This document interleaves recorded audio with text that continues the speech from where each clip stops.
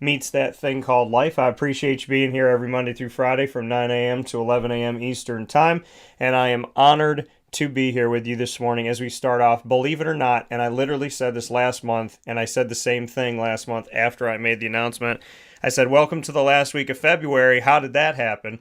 And welcome to the last week of March. How did this happen? So I hope you're having a great day. I hope you're celebrating the Final Four. This has been an incredible season. It has been a wacky season, an interesting season, a unique season. And I told you before we went into the tournament that this year it was wide open, and honestly, I believed anybody could win. Well, that did not disappoint. And three of the four Final Four, for the first time, I believe, since 1970, are we seeing three of the four Final Four be teams that have never made the Final Four before. So, with Miami making their first ever trip to the Final Four, as well as San Diego State and FAU, we welcome them all, and the reemergence and resurgence of UConn as well. So, great to speak about that this morning. I have a unique way that we're going to be talking about that today, which is very special to me. So here inside of MonPazPopcorn.com's What's Poppin', our list of topics for the day. Joining me in just a moment, my father will be here on the broadcast, and that's because Pop and I have a really cool history in the fact that we had never been to a March Madness NCAA tournament. We've never been to an NCAA tournament game where we've sat together. We did go down to the 2016 Final Four in Houston, which ironically is where the Final Four is being held this year, which is pretty special. So my dad and I went down there in 2016, but we didn't sit together. I sat on press row, and my dad sat in a seat in the audience there. We were in the same building, but we weren't sitting together. This year, we made history by going to our first ever NCAA tournament games together. We went out to Albany last weekend. Hard to believe that it's been a week here, but we went out there to Albany and we watched two games. And what happened from those two games is a really special story that my dad and I are going to be discussing and sharing together as we make history on Wake Up Call here this morning, where sports meets life. And then after that, we'll be joined by Josh Pace, the Syracuse Orange men's basketball alum who won a national championship 20 years ago with the Syracuse Orange in the 2003 national championship team that was honored this year in the Dome. Josh Pace will be joining me to reflect on that, Jim Boeheim, Adrian Autry, the madness of March, and more, which I'm very excited to share with you and with him. So a lot of great stuff coming up where sports meets life in that respect. And then we will jump into hour number 2, where Andrea will be with me for a special Two Mics No Filter, as she's down in the Sunshine State, the second home of my company, as well as me personally. And I'll have the opportunity to speak with Andrea about FAU and Miami, the pulse of Florida, and we will, without doubt, talk about a lot of other interesting things, as you never know what's going to come out of our mouths when we join together on the air, and we will be live from 10 a.m. to 11 a.m. Eastern Time. So really excited about today's broadcast. However you're tuning in, we appreciate you being here with us on Facebook.com as well as YouTube.com, both /Wake Up Call DT, as well as on Wake Up Call DT.com, and of course on wakeupcalldt.podbean.com. So however you're with us around the world, we thank you so much for waking up with the show and being with me Monday through Friday from 9 a.m. to 11 a.m. Eastern Time. It is now time for me to welcome onto the broadcast my dad for a very unique conversation, which is really special to our relationship and something that's really, really cool that we got to do together. So with that being said, I bring in Pop. Dad, how you doing today? I'm doing good. How are you, son? I'm doing well. And you and I had, a unique moment this time around when it comes to the tournament of being able to sit together and experience this together. So let's start there and kind of just reflecting on the fact that we got to enjoy the tournament together this time around in a very unique way, where we had never sat together at an NCAA tournament game before, and we did that this year in Albany. Yes, we did. Because in 2016, you were down on press row, and I was up in the nosebleed section. so we got to do it this time around. We went to Albany. We were going to go on Friday, and my dad was feeling a little bit under the weather, so we decided to go on Sunday instead. And when we went on Sunday, this was the round of 32, and this was deciding who was going to make it to the Sweet 16. So my dad and I saw UConn go up against St. Mary's, and Miami face off against Indiana. The two games that we saw after never seeing an NCAA tournament together ever in our history, the two teams that we saw advance through Albany and just so happened to remarkably be 50% of the Final Four. What do you think about the fact, Dad, that of all games that we could have chosen, of all places that we could have been, that we both ended up seeing these games together, making history together, and that both of those teams are now in the Final Four? Well, it kind of gives us a unique perspective on commenting on the Final Four. We got to see two teams that made it. Ironically, you've got two teams from the state of Florida that are in the Final Four. Yeah, so I mean, when you go back and you look at that UConn St. Mary's game, what did you take away from that, and what did you think about that? When you go back and you look at that UConn St. Mary's, that was the first one we got to see, and so seeing UConn up close, what did you think? They're impressive. I don't think they're going to beat Miami, but they're impressive. I think Miami's going to win the game in the paint. I think Omer is going to dominate, and I think Loang is going to drive and score.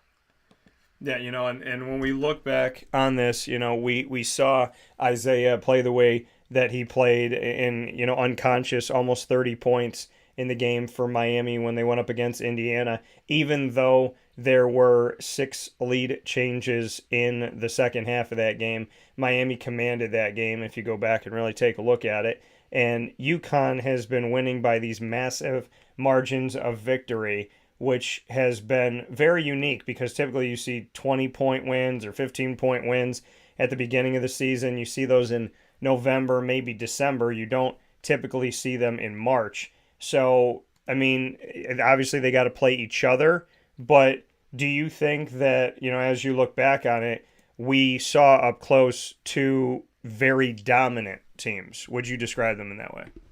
Absolutely.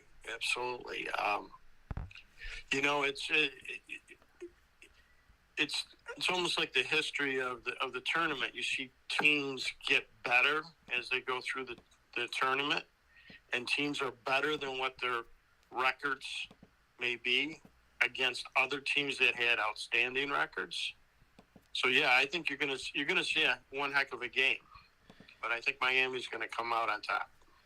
Yeah, and getting to speak with these coaches and, spend time with them and really get to reflect on them, I think what's been beautiful about this is, Jim Larrañaga, and you and I were talking about him off the air. Jim Larrañaga, 73 years old. If he were to win the national championship, I believe that he would be the oldest coach at the time of winning. So what do you think about Jim Larrañaga? Because I know that we were discussing him yesterday. I think he's fun to watch on the sidelines. You see he has a great connection with his team, and he's enjoying this moment. You can just see it. You can see it on his face. You can hear it in his words after the game. And, being one of the old guys, it would be nice to see him win. And in his relationship with his players, you and I, because after that, going to the games in Albany, you and I were watching the games, this past Friday, and we saw the continuation of Miami as they handled Houston.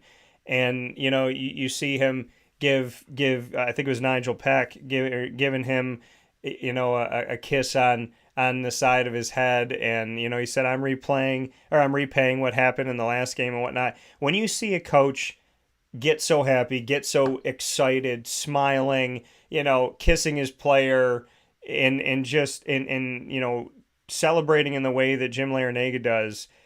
What does that do for you to see a coach celebrate the way that he celebrates?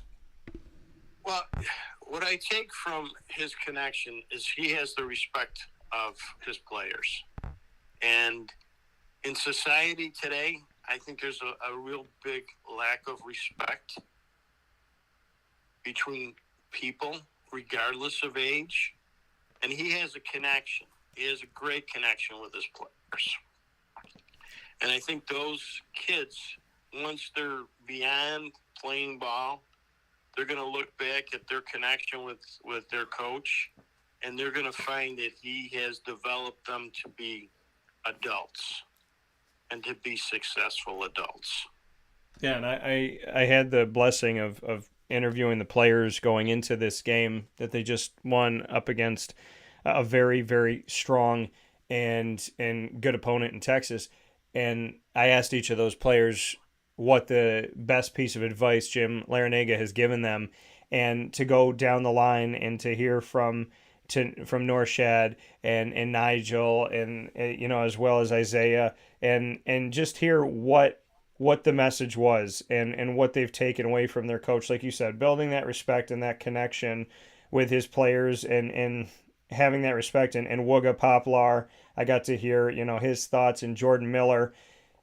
These guys speak so highly of their coach, and he said something yesterday that he follows the 7 rules of successful people, and he was talking about it after the game, and he gave the first 2, but he said to be ready, to be prepared, and the second thing, he only talked about the first 2 yesterday. So the first one was to be ready, be prepared for a situation. And then the second one was to see the end in the beginning. So to see kind of where you plan on being, to envision the end of the road. And, hearing him, it almost seems like, and I know that this isn't true because I know my interaction with him, when I ask him a question, he's not giving that question ahead of time. But the way that he answers questions is that he knows what's coming. He doesn't answer it in what somebody would call coach speak. He really thinks about his answers, and he looks like he knows what's going to be asked to him, really, which he doesn't. And I love sitting back and hearing from him and seeing how he tells the story of the answer. And I'm just moved by him. And I know that you and I have spoken a lot about him recently here over the last couple weeks.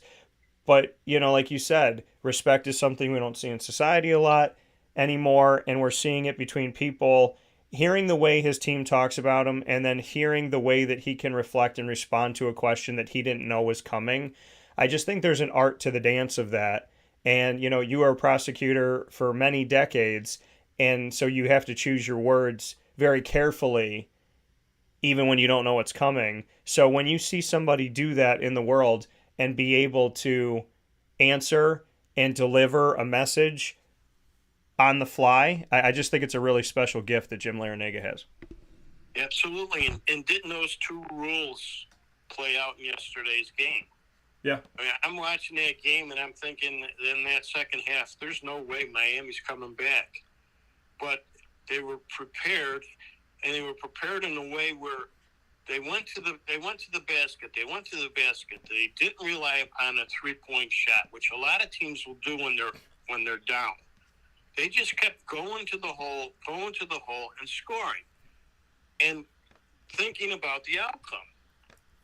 Right? Yeah.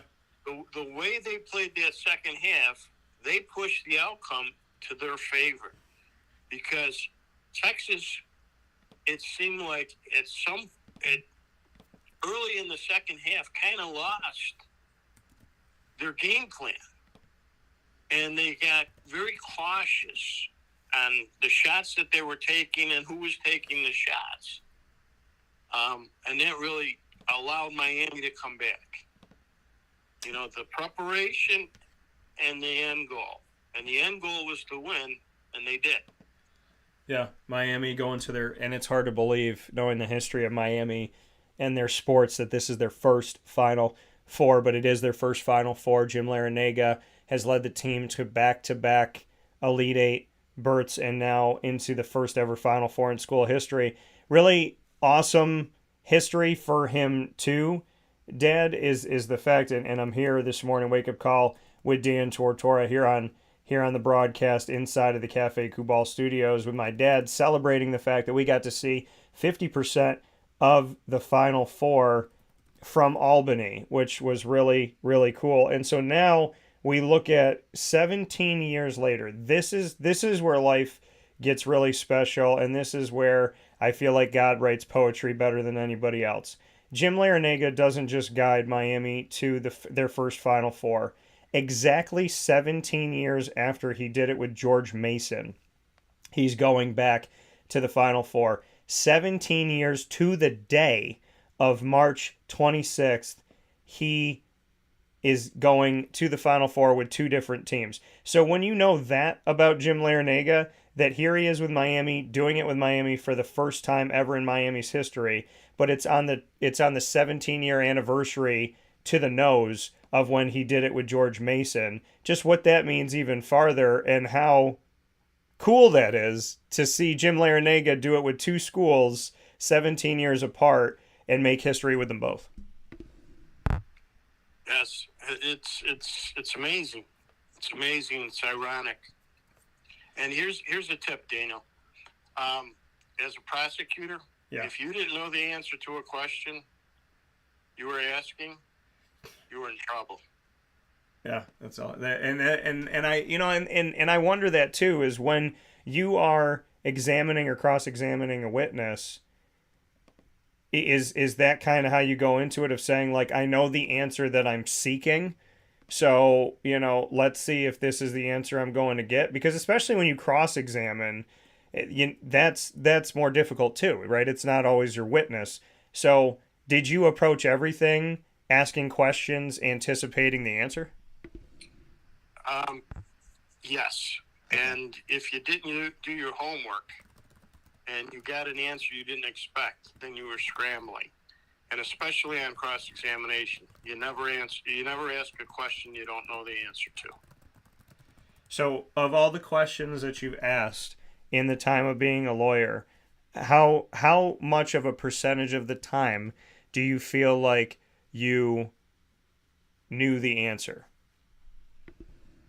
Like, in the sense of when you asked it, and so, like, how many percentage-wise, between scrambling and not scrambling, how many times did you find yourself, especially in, like you said, in cross-examination, scrambling to know something, or to kind of figure, once they gave that answer, to figure out where to go from there? What can you say, probability-wise, it was to follow your rule? How well did you follow your own rule? I'm going to say there was very few times I scrambled. Do you have a moment or two that stick out to you of being a prosecutor that were some of maybe the toughest or most challenging moments, the moments where to the naked eye they thought maybe you didn't have it, but you knew deep down inside, like, I'm going to get there? Yeah. I can think of two examples, and not involving me, but involving defense attorneys who asked questions that they didn't know the answer to. Okay. One was in a drug case, and it was a New York State investigator was on the stand, and the defense attorney said, and investigator, did you speak with Mr. Tortora before coming in the court today? He said, yes, sir. And investigator, did Mr. Tortora tell you what my defense was? He said, yes, sir. He said, you had no defense. Oh, wow. So the judge almost fell off the bench. He was laughing so hard. And there was a conviction in that case. And years before that, God rest his soul, I was sitting second chair with Dick Hennessy, and we were in a trial. The defendant was a police officer from the town of Clay who had committed multiple burglaries. And the defense attorney kept asking questions he didn't know the answer to, and he kept getting hurt by the answers. So, yeah, you got to live by that rule. You never ask a question you don't know the answer to, or the question is so innocuous, the answer can't hurt you. So, you were a prosecutor for almost the same amount of time that Jim Boeheim was the head coach of Syracuse. How many times do you think that Jim answered a question that he didn't anticipate, but you felt like he knew the answer to it? That Jim did? Yeah. Boeheim? Yeah, dealing with the media. How often do you feel like Jim, not knowing the answer to a question, answered it in a way like he knew the answer? Well, not having watched a lot of his post-game press conferences, it's a hard question to answer. I think Boeheim never answered a question he didn't want to answer. Yeah. Yeah, okay. I would agree with that. And I think in those situations where the question was asked and Jim didn't want to answer it, he was very curt and short in his response, almost dismissive of the question. Yeah. Yeah, I think Jim had a very unique way, and continues to have a unique way of how he answers it. Here with my dad, seeing half the nation's Final Four in their first time going to the tournament together is the history that we get to celebrate here today. So, Dad and DT, I'm calling it. Before I let you go, Dad, going over to UConn, you and I were sitting amongst a sea of UConn fans, which was very strange and felt out of place in upstate New York, but there are a lot of UConn fans, there are UConn alum, and so being there, watching that game as St. Mary's took on UConn was, to me, as I told you while we were there, a unique experience in the sense of the fact that here you are in upstate New York, and you're in an arena where people are cheering for UConn, and you feel like that's not something that they're supposed to do in upstate New York. So what was it like to hear UConn essentially have a home game against St. Mary's? And as a longtime Syracuse fan and a native of Syracuse, what was the experience like for you as you reflected upon the fact that we walked into a Husky den of sorts in Albany? Yes, we did. And I was rooting for St. Mary's all the time. So now that we've seen UConn win and advance forward, Dan Hurley, the head coach of the team, has the opportunity to do something really, really great. Is to have, the fact that his dad has had so much history with the game and connection to the game and coaching. His brother is coaching. And so he got to be with his mom and dad on the court as the team advanced to the Final Four. Speaking on UConn, his brother came out. His brother coaches Arizona State, and Arizona State fell earlier on in the tournament. And his son is on the team playing for him. So to know it from that respect, I know it's hard to ask a Syracuse fan about UConn, but when you see a coach on the court talking with his parents and having that time, I spoke with him about the fact of his family being there, and he shared with me, I have a family that is my blood, and they were here, and our connection is great. But I have a family with this team. I have two families. And so, as a father, as you and I talk today, and you get to be a part of my show, his parents got to be a part of his show, essentially, on the court. So you see that through a unique eye. What do you think about moments like that? Well, you know how important family is to me. Yeah. And my last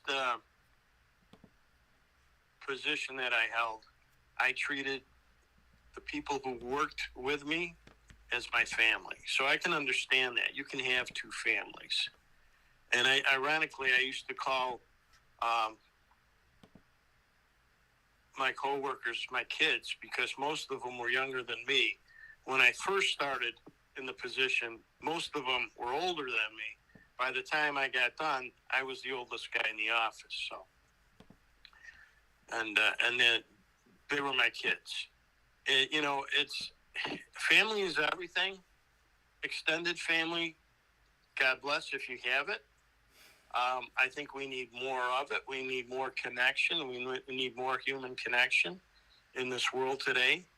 Put down your cell phones and start talking face to face. You'll discover it's a really enjoyable experience instead of playing on your cell phones, kids. To see someone's family come out and support them, it's the greatest feeling in the world. And my dad did that. My dad was at my games, whether I played or I did not play. And, that is something that has meant a lot to me. Came out to Marywood when I was a keynote speaker for the first time in my life. And obviously there for graduation. And, had a cake made for me that said you did it, to reflect on my grandfather who, when my dad graduated from law school, he went up to my grandpa and he said, "Pop, we did it." And he said, "No, Ralph, you did it." And then my dad continued that moment with me when I graduated from college. He said, "You did it." And then when my dad retired from being a prosecutor for so many decades, I got him a cake that said, "You did it." So from my grandfather to my dad to me, and back to my dad, we've had a really cool history of celebrating each other, Dad. So I'd love for that to be the final note, is what you think about that history and what you think about the fact that you and I are undefeated in sending teams to the Final Four. Well, when you look back on life, you can count on how many people had an impact on who you are. And for the most part, most people will say their parents have. And my father was a blue-collar worker. He when he went to work, he worked. He put in 150% in anything he ever did. And when he said that you did it, I said, "No, Dad, what you don't understand is we did it, because a lot of me is you and Mom. That's who I am. That's what I know. All of the traits about family and respect and listening and working hard, I learned from them. And I think I passed most of those on to you, because I don't know how you do it and all the things that you do and still have time to sleep." Yeah, and I appreciate that. And I think, I tell people this, kind of going off of what you said, that for me, when I reflect on my life and I think about, what I'm doing and why I'm doing it, I said that when I'm done here, that I would hope that whoever shows up to celebrate my life, because I don't want people being sad, but that when I'm done, I would want people that interact with me to say, I don't know how he did it, but as much as he worked and as much as he gave to the world and showed himself to the world and allowed himself to be open to people all over the place, if you called him, he was there. If you needed him, he answered. And I don't know how, but he somehow made all of us feel like we were his only friend, that we were the person in priority. We were the person that mattered. And that's the legacy that I want to leave, is for everybody to say, I don't know how he could get on a plane and come to me or drive to me or stay on the phone with me until 3 o'clock in the morning, but none of us felt like he didn't do it for us. Yet how was it possible to have those hours in the day where he could work, do everything he does, be with his dog, be with his family, hang out. Yet when we needed him, he was there. And I think that that's the legacy. It's the one that I want to leave with people, is the one of he was there. And I think that showing up is 90% of the battle. They say that 10% of life is what happens to you, and 90% is how you react to it. And I've had to learn how to react to it better than giving it more than 10%. And I would like to think that I've gotten better with reacting to it, because life can be hard at times. It can be difficult. It can be challenging, to say the least. Yet, I do have family and extended family, and my hope and my wish and my desire is that the people whose lives I cross paths with feel appreciated, feel valued, feel the spotlight on them, and feel that they matter. I think the best legacy you can leave in this world, or in any world, is to make people know and truly feel that they matter. And, I hope I do that. I really do. You're right. Wouldn't it be the perfect world if everybody could say that I did my best, I changed the world a little bit, and when I did, it got better. Yeah. I think that's the legacy. You leave your mark by making the world better. Be it one person, one situation, one anything. If you can leave this world saying, hey, I was in it, and I was in it because of that, and in a good way. So, Miami, UConn, FAU, and San Diego State, they give a lot of people a lot of reasons to cheer this morning and to be excited. And things as simple as sports can bring the world together, knock down barriers and walls, and it's such an amazing thing to see. And without things like this, my dad and I don't get to have special memories. So, Dad, your final word on the fact that we got to do this together, we got to see these teams, the irony and the beauty of God and the blessings that I've received my whole life is just how incredibly he works. That how could you and I have known that the teams that advanced from Albany were the teams that were going to go to the Final Four. So your final word on, celebrating this together and having a special moment where we got to make our own personal history, not knowing that there was a bigger plan in effect that made it all the more sweet. It's a memory. We'll make many, many more. And go Canes.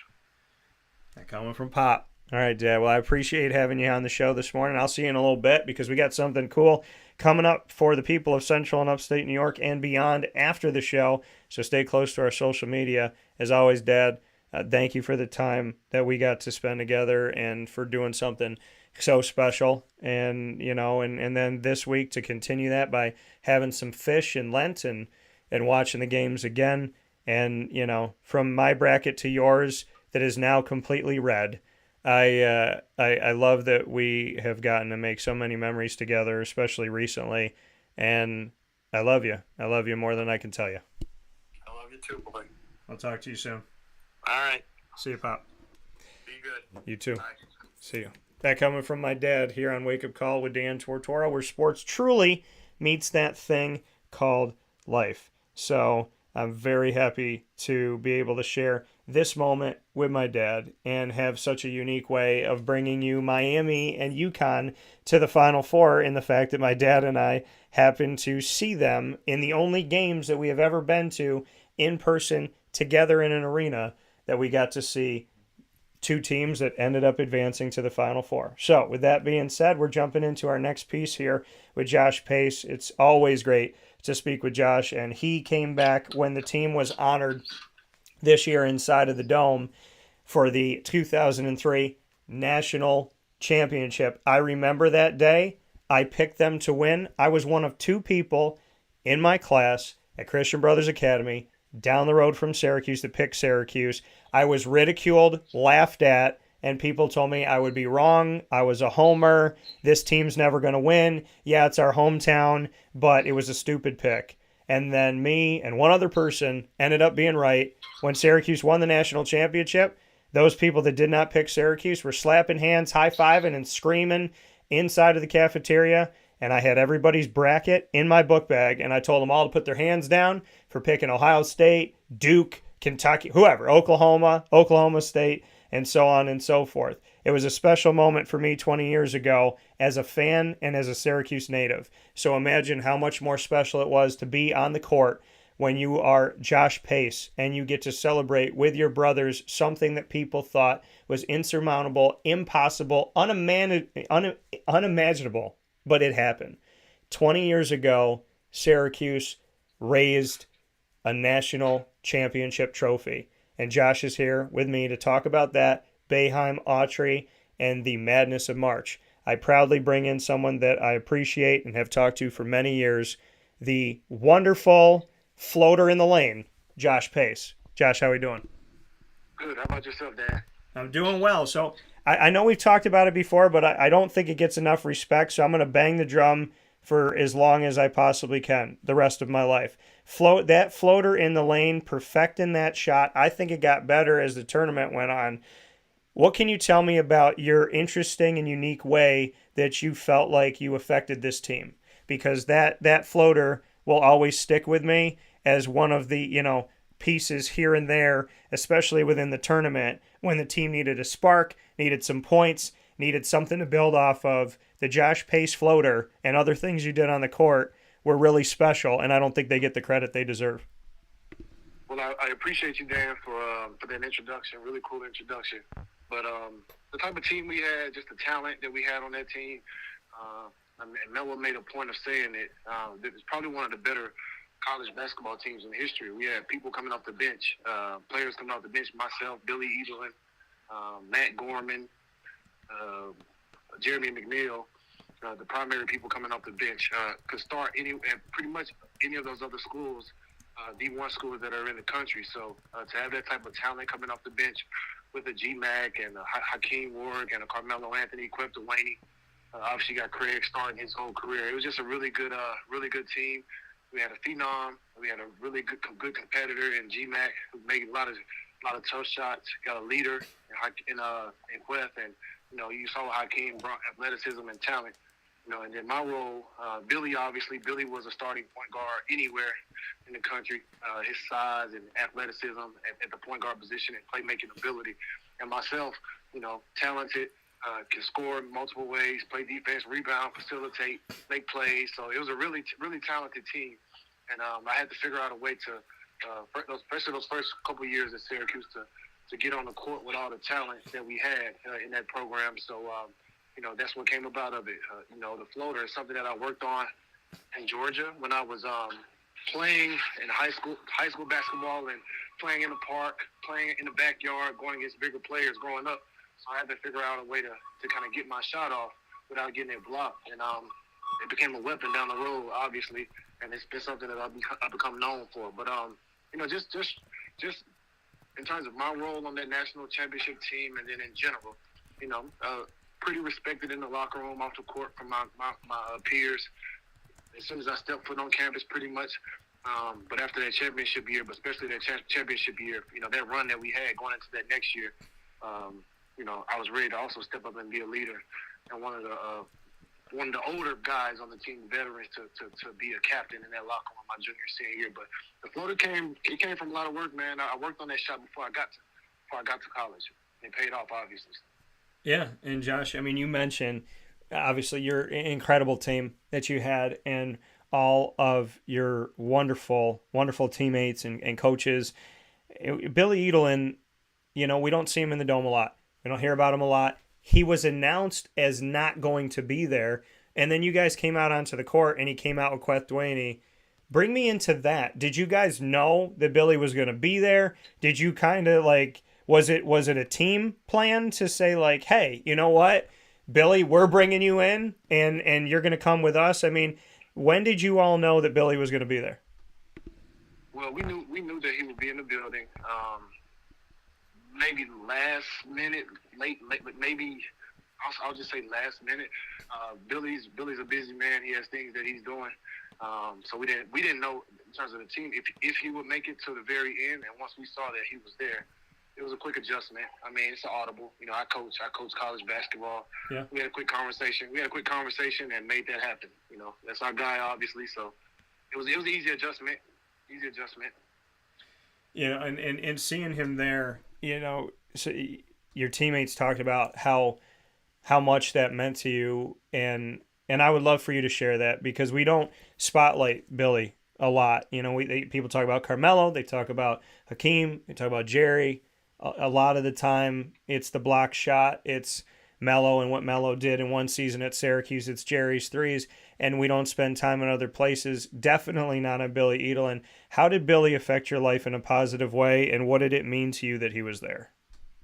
Well, his personality, Billy has a great personality, and then he was also a leader, one of the leaders of our team when he was available, when he was on the court. He had some adversity, obviously, in college, in some moments that kind of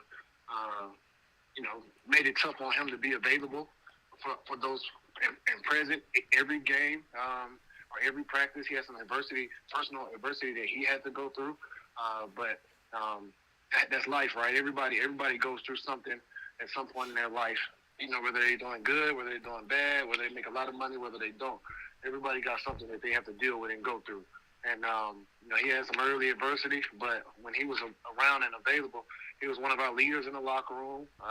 Really good energy, really personable. He cares about his teammates, his coaches. So Billy, for us. And then, obviously, it's the talent on the court, right? Can handle the ball, can post up smaller guards, nice little mid-range floater, makes the right play, rebounds. So he was just a really good player and a really good person. And, the type of talent that he brought, there's no way we win the championship.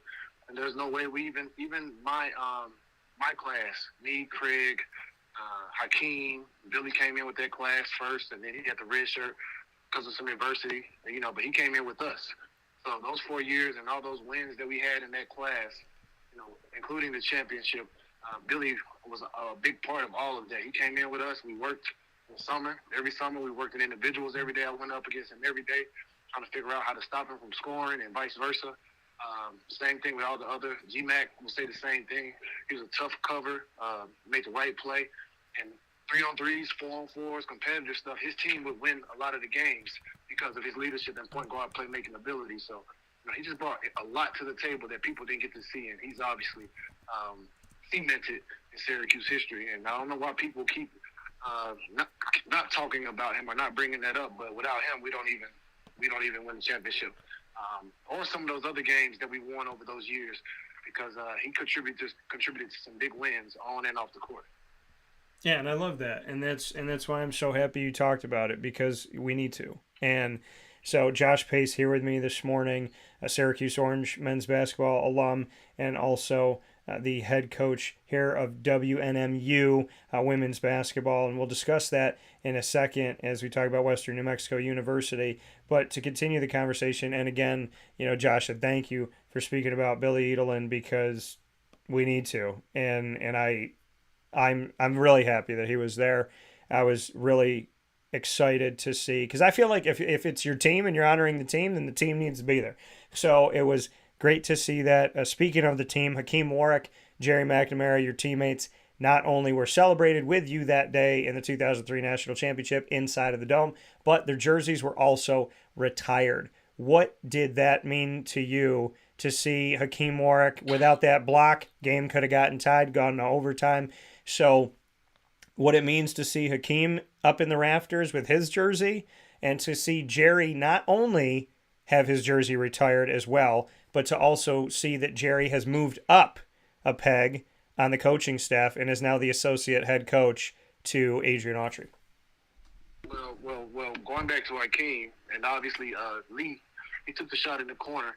Now, we don't know if that shot was going to go in or if he was going to miss it, right? We don't know that, but we do know Keith Smart made a similar shot in that moment when he got his opportunity and it didn't get blocked. So that play that Hakeem made was historical in terms of that.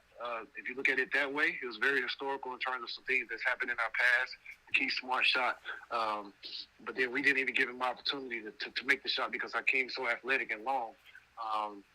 It's a defining moment in the championship game. It's a very big play. It's a very big play in our history, regardless of whether we knew it was going in or not. He didn't even give it an opportunity, which is very special for our program history. Yeah. And just to see them both get their jersey retired. Hakeem was my roommate for 4 years. We still keep in touch, obviously. That was really cool. I saw him before anybody else. Really got a chance to see him outside of the coaching staff in the summer times. I was working out before our freshman year, and just an amazing athlete. And I knew he was going to be good. I didn't know he was going to be GOAT status, but I knew he was going to be good. He's obviously up there with the best that we had to offer at Syracuse. Same thing with Jerry. Very competitive. Came in right away and let us know that he was a very good player.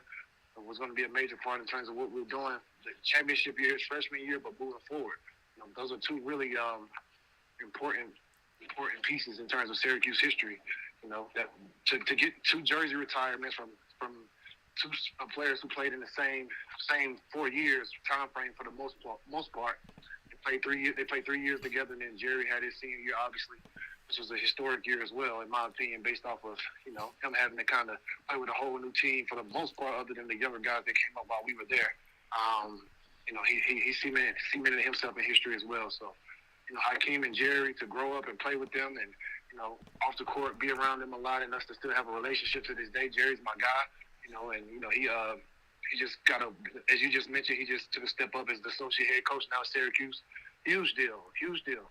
Hopefully, we can have him around for a long time and helping and pushing this program to another level, But, Jerry has put his work in, and, hopefully, I hope, he gets whatever he wants. I know he's committed to Syracuse, but we're going to have to hold on to him because I'm pretty sure some other schools are going to come calling for him in the near future.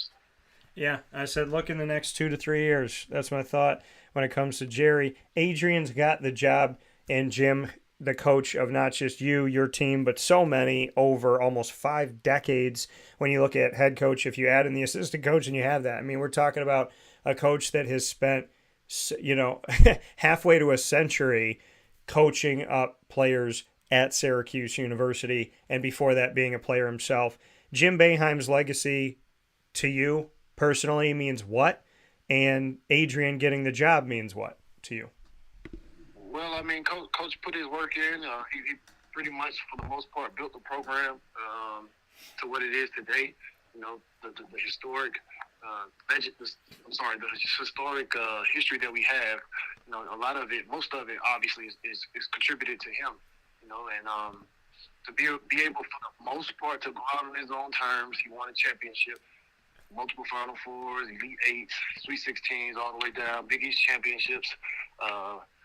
To be able to accomplish what he's accomplished and bring in the type of student athletes on and off the court to represent the program, he's done a tremendous job, and he's a legend, obviously, and very happy to be a part of that.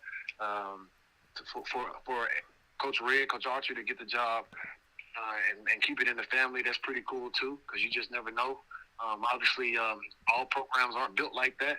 So to start off after Coach Boeheim's retirement, to go right into Coach Autry, who was a really good player himself, a really good recruiter, but also went through everything he needed to go through to get to that position. Grad assistant, I think.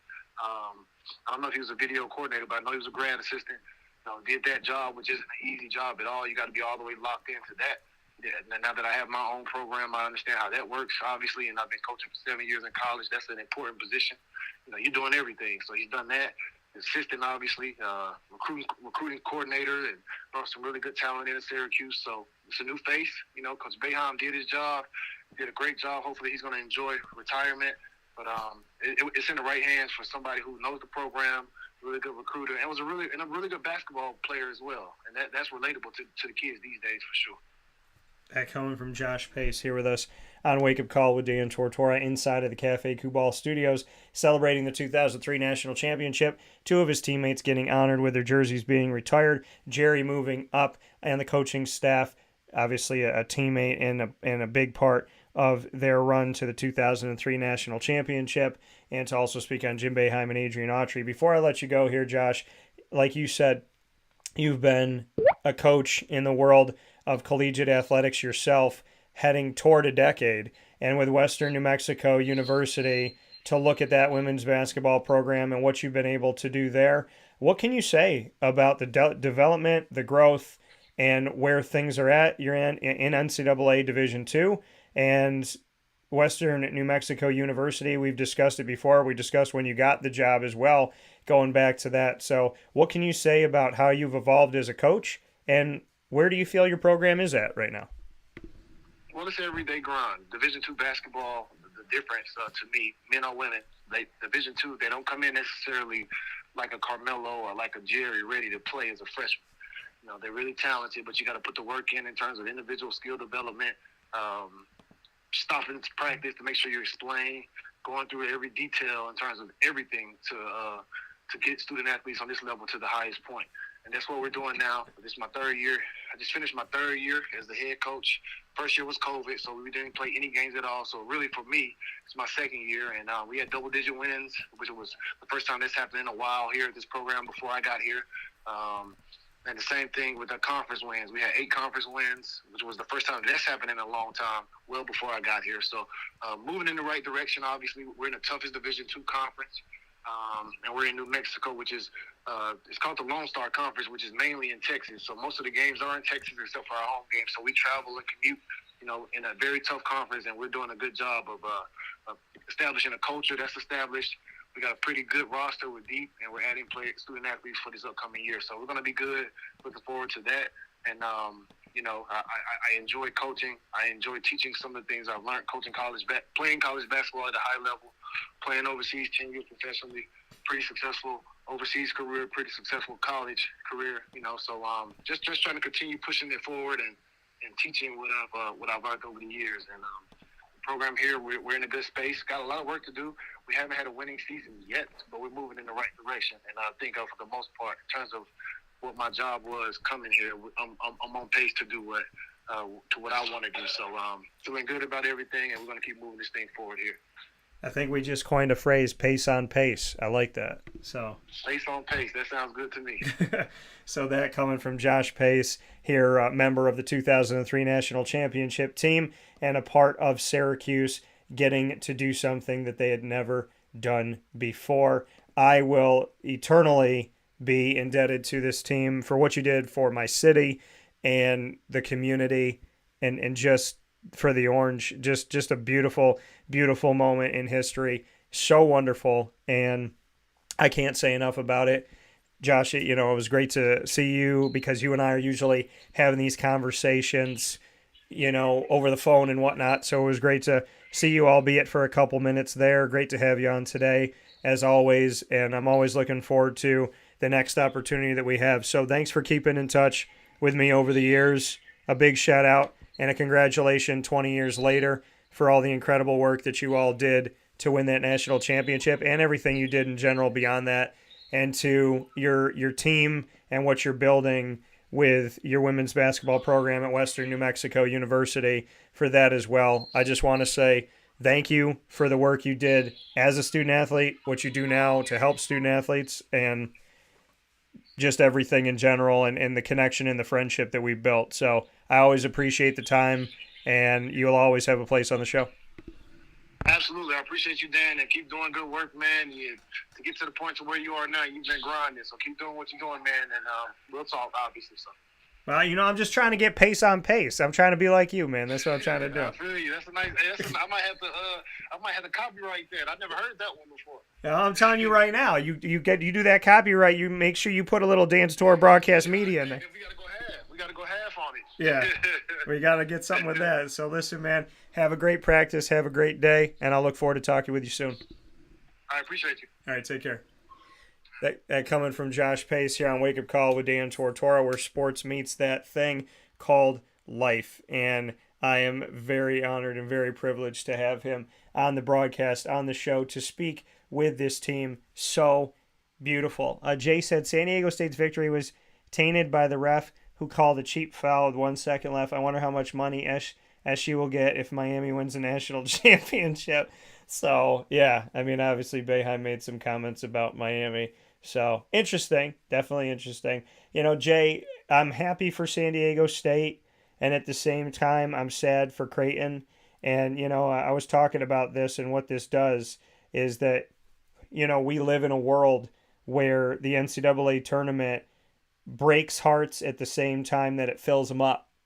And it's this really, really difficult dance of feeling great and feeling sad. And so it's not an easy thing to tackle at all.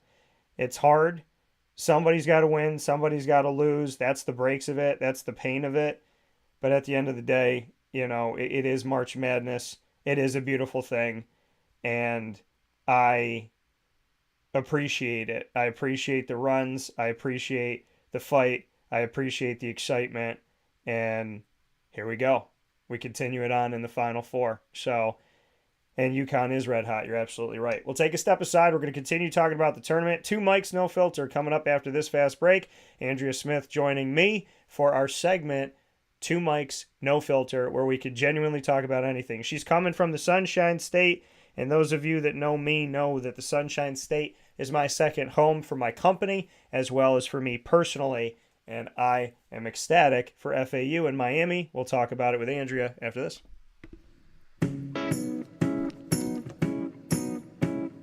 In these unique times, there are those in our community that give us a sense of normalcy and positivity. Pizza Man on 50 Oswego Street in Baldwinsville has been here for you for over 35 years stopped.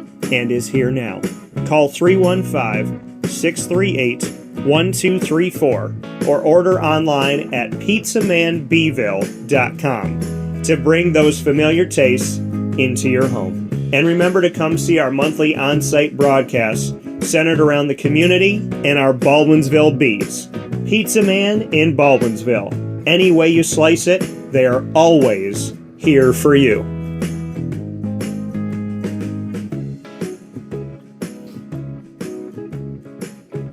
This is Jimmer Sikowski, owner-operator of Chick-fil-A Cicero, 7916 Brewerton Road in Cicero, right in front of the Home Depot.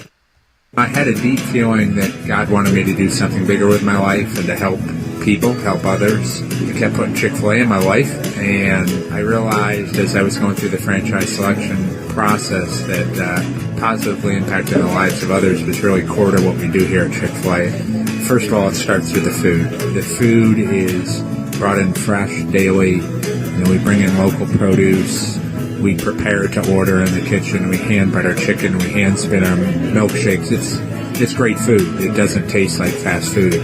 I think the second thing is the way people feel when they come in a Chick-fil-A restaurant. It's different. We try to treat people with intentional kindness here, which is very different and deeper than good customer service. And so I think it feels remarkable for most people to come in a Chick-fil-A restaurant. And then lastly, the impact that we try to have in the community is very different. It's a big part of the expectation of every operator of a Chick-fil-A restaurant is that they're actively engaged in their community, they're a leader in the community, and they're making a difference. When they realize that what we're striving to do is to shine a little light in their life, that's a very, very different experience than you will have in any other quick service restaurant. And it's that remarkable experience that I think people will emotionally connect with. I'm George Townsend of Honda City with some good advice when buying a new car. The true cost of owning a new car is determined by the appraised value when you trade it. No vehicle appraises higher than a Honda. Next, look for low APRs and deep discounts. You also want low maintenance costs and great fuel economy. That's why my advice to you is to buy a new Honda. Looking pre-owned, visit our Honda Certified Used Car Center. Honda City, 7140 Henry Clay Boulevard, Liverpool, or HondaCity-CNY.com. It would be a pity if you don't shop at Honda City. Our corporate purpose at Chick-fil-A is to glorify God by being faithful stewards of all that's entrusted to us and to positively influence all those who come in contact with Chick-fil-A. And what became increasingly clear from our success in Cicero is that people love Chick-fil-A. And also, I think we recognize that, we had a great opportunity to grow the brand and grow our platform. I felt incredibly grateful when I was selected to be a Chick-fil-A operator. I think what it's meant for me, what I've come to realize on a very deep level is that this is a calling for me. It's not a career, it's not a job. The Lord called me to be a Chick-fil-A operator and to use these restaurants to glorify Him and to positively influence other people. I'm blessed. I'm very blessed.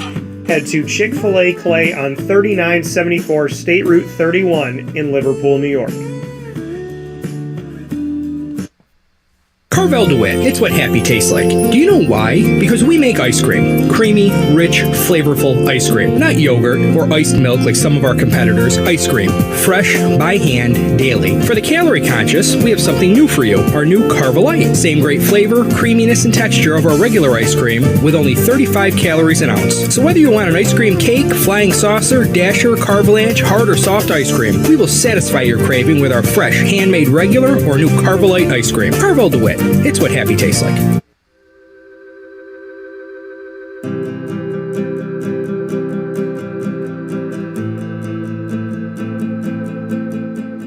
Cafe Cabal offers same-day local delivery of our products, offering no delivery charge for Onondaga County.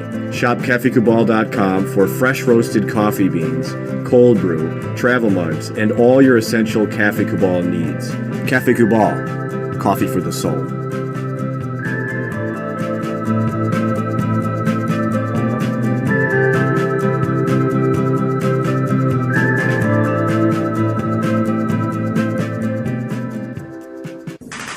The Wildcat Sports Pub in Camillus, New York is located on 3680 Milton Avenue in the Home Depot Plaza. It is your family-friendly sports bar and restaurant. Folks, some sports bars aren't family-friendly. Some family-friendly restaurants are not sports bars. The Wildcat Sports Pub in Camillus, New York is proud to be both.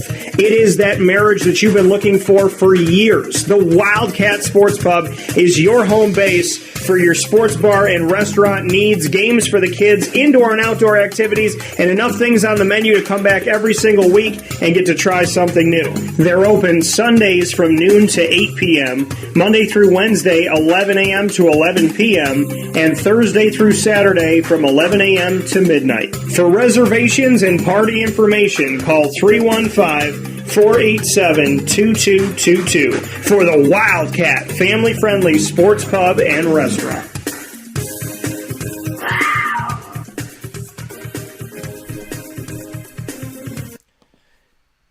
Welcome back here to Wake Up Call with Dan Tortora inside of the Cafe Kubal studios, hanging out with you where sports truly meets that thing called life. We appreciate you being here. Cafe Kubal, 3501 James Street, 324 West Water Street, 401 South Salina Street, all in Syracuse, New York. You also find them on the corner of Route 11 and Taft Road at Sweetheart Corners in their drive-through location, and you'll find them on 343 Fayette Street in Manlius, New York. So however you connect with Cafe Kubal, let them know that Wake Up Call sent you, and we appreciate you for supporting local. So thank you so much for doing that. And with that being said, I am always honored and privileged to have picture-in-picture with me on the broadcast, Miss Andrea Smith, as we join you live for Two Mics, No Filter, DT and Andrea, bringing you into the final week, I can't believe it, of March. And Andrea is our main correspondent for all things NCAA Tournament related. She will be breaking down the bracket and giving us her thought on all 68 teams and how they've performed up to this point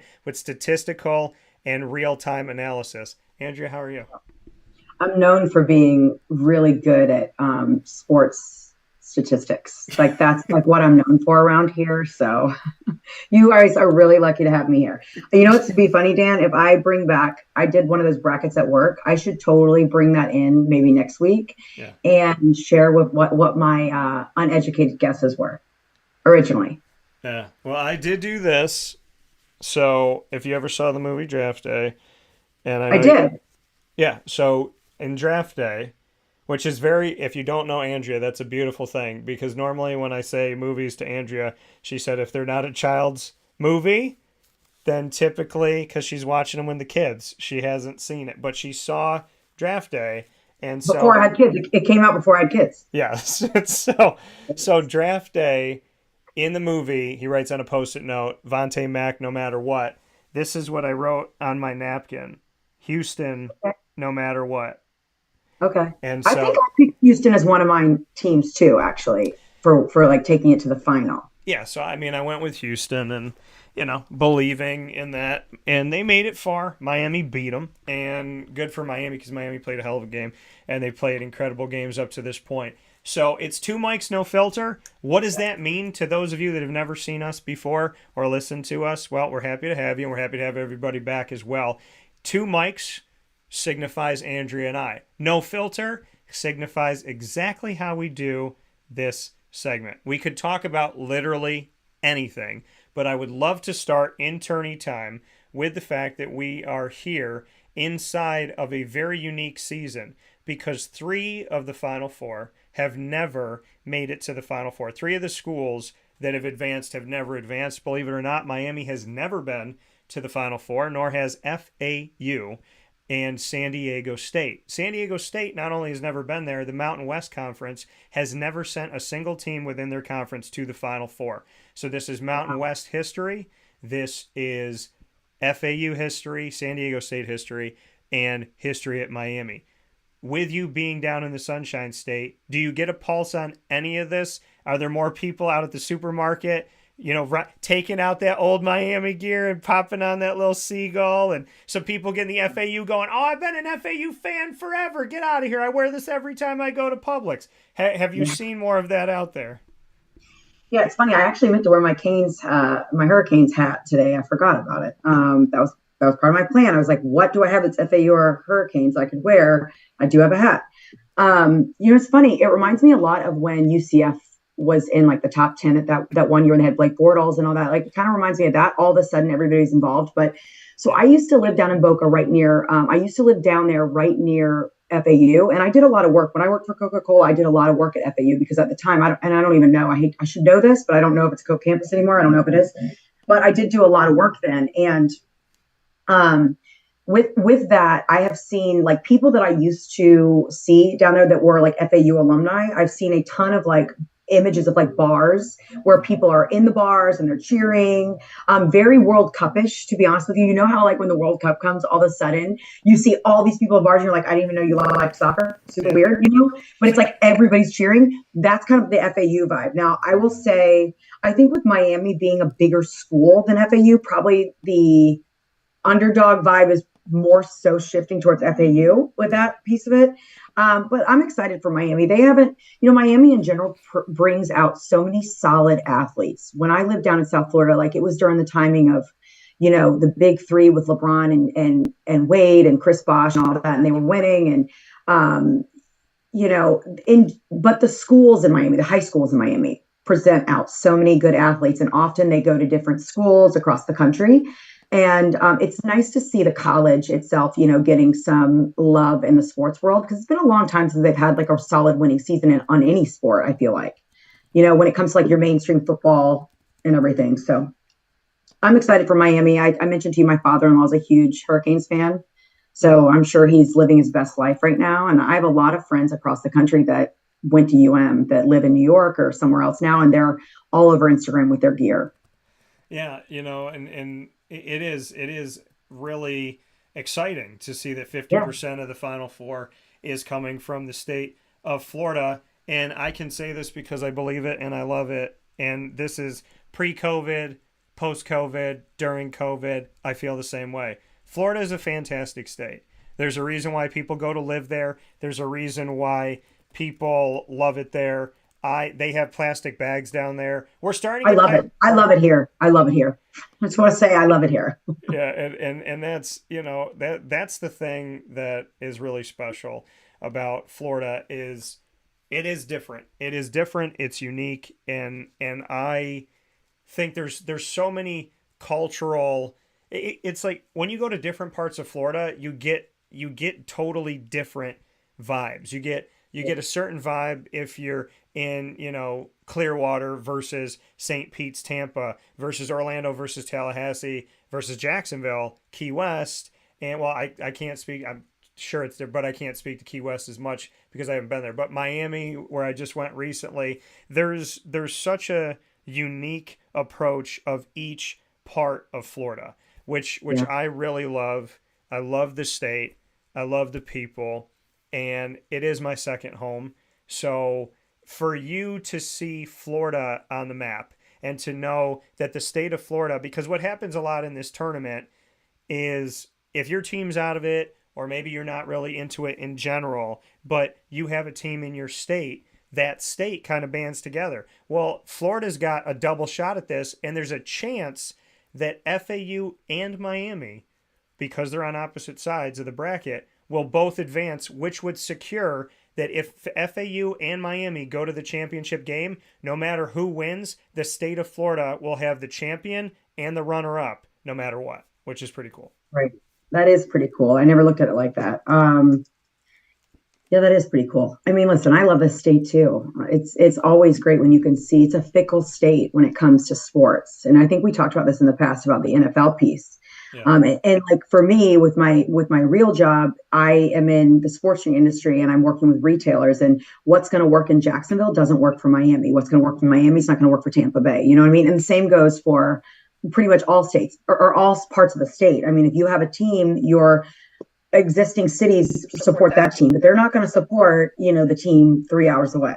And I feel like sometimes up north, like when you kind of flash back to NFL, for example, like up north, everybody in a geography supports this one big team, right? Yeah. So I think Florida's funny like that. Not only is there a ton of, sporting teams, but obviously you and I talked about this a bunch, like climate wise, there's reasons kids choose to go to Florida-based colleges, Often it's because I ask people all the time, even with University of North Florida in Jacksonville, it doesn't have a ton of, the mainstream sports. They have basketball and things like that. But every time I meet a younger, like a college student, I'm like, well, what made you come to Jacksonville? And every single time the answer is like, I wanted to be close to the beach. I wanted to be in Florida. Yeah. Like, it's almost like any school that'll take me in Florida, I'll take it, in a beach town. Yeah. My other dad, I call him Papa Joe, my uncle, he went to Bethune-Cookman, and I got letters from down in Florida with the opportunity to potentially go to a school down in Florida. And I think about that, because I'm a Marvel fan, the parallel universe is the multiverse. Is there a universe where I went to a Florida school?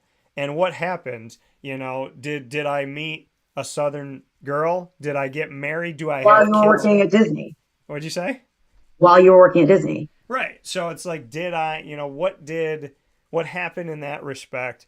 And did that version of me ever go back to New York and, live there or visit there? It's kind of cool and kind of interesting to think of what that life was like. So you and I talk about a lot of stuff here on the show. We've discussed sports, FAU and Miami. We'll come back to it and we'll, do a Tarantino. But you had something happen to a friend, and Two Mics No Filter is literally about anything.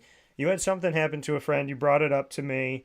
And I think it's important to share because I know that you're passionate about it. I also want to thank Andrea this morning for stopping yelling at me on text. One day I was thinking about this. One day we should do an episode where I just complain about parenting.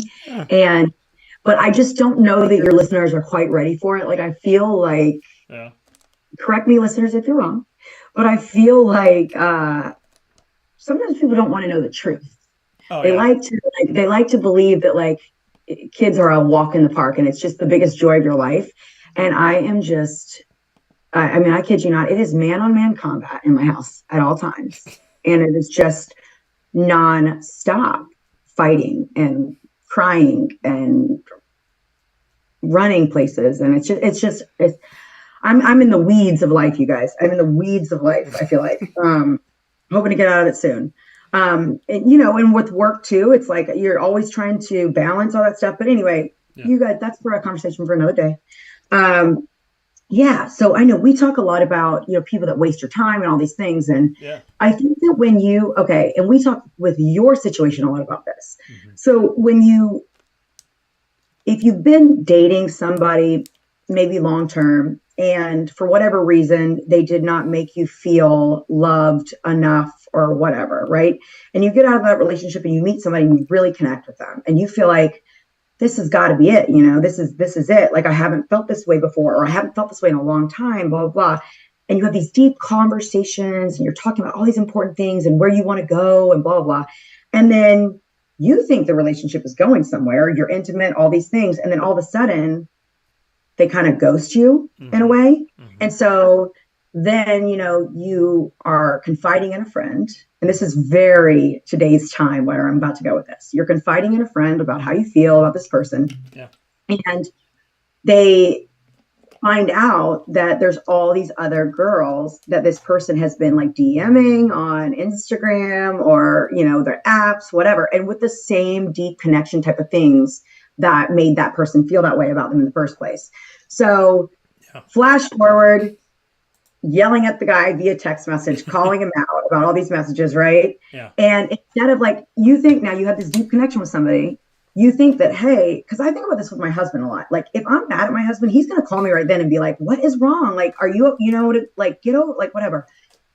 This guy, like, kind of ghosted her. And then, like, the next day was like, are you over it yet? Am I going to see you again? I'm like, oh, my God. Yeah. I can't. Like, please do not think that this guy is trying to take this another step with you, because he's definitely not. And he just wants to see you for the day. Yeah. And, and we talk about it in the underlying thing of this, two things that I think are horrible, time wasters and ghosting. And they go hand in hand because people in business ghost, people in friendships ghost, people in romantic relationships ghost. And you and I are very adamant about there are 24 hours on a clock. And I think we would argue that we work 27. So For sure. in that respect, as I spoke with my dad about earlier here on the show when I brought him in, it's a life where our time is valuable, as everyone's time is valuable.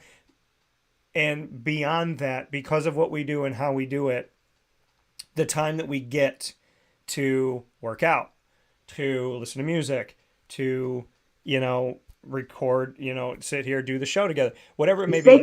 It's sacred time. Right. Like it's literally feels like you have waited all day for this one little time that you blocked off for whatever it is, whether it's recording or like you said, the workout, whatever. It's this sacred time because you don't have those opportunities to fit it in anywhere else. So when you have that, right, and when you have that time, when you have that valuable, beautiful time, it is imperative that we use it wisely. And I am not a chaser. I believe, and I think I've learned, I continue to learn, and I'll always learn. I feel like I've learned up to this point when it comes to a business that is going back and forth, and you're working on something, and they tell you they want to do it, and call me tomorrow, then call me next Thursday, then call me the third Wednesday of the third month on the Easter vigil when it's noon, but it's only noon in Egypt, but it's not noon in America, and whatever. And call me when the caterpillar becomes a butterfly for the first time. This ridiculous thing, and so I was in a conversation with a business recently, and the partnership, in my opinion, is not something worth having. And what they said to me was such an absolute, and it was such an asinine thing to say, and it was so irrational that I go to my people and I go to my inner circle and I have that conversation, and I said, listen, I'm not going to pursue this business because there's a difference between I don't understand or I don't know, tell me more, and I am just looking for an excuse that I can find, and I'm going to say something that's so off the wall. And I've kind of learned the people whose minds you're not going to change and who are really not going to hear you out. And so to me, I've learned in that respect, okay, you know what? This is something where someone doesn't appreciate and respect what you bring to the table. They've said something irrational and illogical. are you really going to push and try to get this person to believe you? No. And so I've learned that in business. And I've also learned in business that there's a difference between somebody saying, hey, Dan, you know what? I want to do this. I'm going to need a month to get everything ducks in a row. So a month from now, get at me here and let's talk about really working on it. Besides the call me in 3 weeks, call me in 6 months. Okay, call me again. I had one person tell me to call them in like a few months, and I called them and they said, why are you calling me? And I was like, are you serious? So time wasters in work and time wasters in relationships. And I can applaud on the dating scene that I have reluctantly been a part of lately.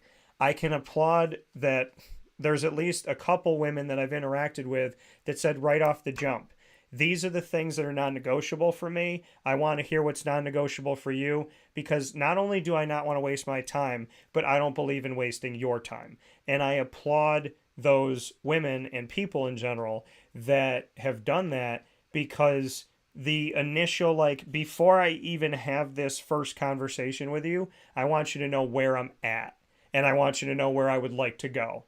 And I can respect somebody for telling me their plan, whether you agree with it or not. I can respect somebody going, hey, you know, this is where I'm at in my life. This is what I want. This is what I'm doing, because time wasters are one of my largest pet peeve. Oh, same. I mean, I am that, and procrastinators. It literally, I could, zero respect. I'll leave it at that. You know, it's funny when you say that too about like the dating. If I was on the dating scene, I love that people are like, you know what, let's meet in person. But you know what, these are the things I'm after, because I think often you're dating 1 date, 2 date, 3 dates. You know, I really don't know where they stand, you know, about this or about that, or I'm afraid I don't want to scare them off, so I don't want to bring up this or whatever. And I just think to myself all the time, like, but if you just laid it out and said, this is what I'm looking for. Yeah. Okay. If that scares a man off, or if that scares a woman off, then they're not the person. So move on. Don't waste $1 on another dinner or a coffee or your time on the phone or any of it. It's like, just say it. And it's like the whole game. I mean, when I was 19, 20, 21, 22, something. Remember that? Well, we talked about this once before. The movie He's Not That Into You came out. Yeah. And it is a tough pill to swallow. To look at all these scenarios of that. I read the book first, and then I saw the movie. I was obsessed with it. I'm like, he's not that into you. You know what I mean? And it is a tough pill to swallow when you have to look yourself in the mirror and say, that's the situation. You know, he told me all these things, so I know he feels this way, but I just think he didn't want to hurt me. That's my favorite one, by the way. I don't think he wants to hurt me. Yeah. I hear that so much from people, and I know that I said that. I just think he doesn't want to hurt me. Yeah. It's like, no. He actually is not thinking about hurting you at all. Yeah. And you're wasting all this time thinking about all the things he's doing, and yet he's literally not thinking about this at all. Yeah. Yeah. You know? And that's, you know, I think that's, we talk about on Two Mics No Filter inside a Wake Up Call here with myself and Miss Andrea Smith. You know, we have the opportunity to get into a lot of topics, and we tackle that a lot. The harsh truths that we tackle of people genuinely. My mom's talked to me about this before, my dad too, that the people that you are thinking about, you know, like, oh, well, they hurt me and then this and that, they don't care. And when they don't care, not that, you know, somebody might hurt your feelings and they care, but I had this conversation last night. I said, if somebody cheats on you and you in your brain think, well, why didn't they show me how much they loved me after they cheated? Why didn't they understand? Why didn't they talk it through? My response to that is, they cheated on you. They have proven to your face that they do not respect you. So to think that they're going to care about your feelings after they didn't care about your feelings is crazy. And I've had conversations with people that have gone through divorce, and they've said, you know, all these years later, why is this person not good to me? I said, why do you expect somebody to be a better husband or wife post-marriage than they were in the marriage? You want them to be a better husband or a better wife now? If they were a better husband or better wife, you wouldn't have gotten divorced. You wouldn't be in this situation. So why are you expecting that to happen. And here's something interesting that happened to me. I'm a firm believer, and I know you are too, that when you're happy or you're excelling or you're going to the next level, your exes sniff it out like a sixth sense. And I got a text message yesterday. I woke up to a text message from my ex-wife. I can't tell you the last time I spoke with this woman. It has been years. And I got a text message from her. Shall I read it? Yes, I shall. I mean, wait, I have a question. Yeah, go ahead. Does she listen to the show? I don't care. So, Okay. Hey, I love it. Let's bring it. Make it messy. Come on, bring it. I don't genuinely care. I want her to have the best life possible, be happy, safe, and healthy. What I do on my show is my business. She didn't support me then, and she has no right to tell me what to do now. So here we go. She supported me in some respects, but not toward the end. Anyways, she said, "Good morning. I hope you're doing well. I'm reaching out to see if by chance you have my birth certificate at the house. I found a folder here with all my passport paperwork labeled birth certificate, but isn't not in there." That wasn't English, but that's what she wrote. "If you could see if you have it, I'd really appreciate it. Thanks." I said, "Hey, I hope you're well as well. I don't believe I have it," because I don't. And she said, okay, which is her way of saying, you didn't look, or I think you do have it and you're making life difficult. I responded, if I came across it in the last 5 years, I definitely would have sent it. And then she said, thank you. And that was the end of the conversation. But I'm sitting here going, Did you look? You what?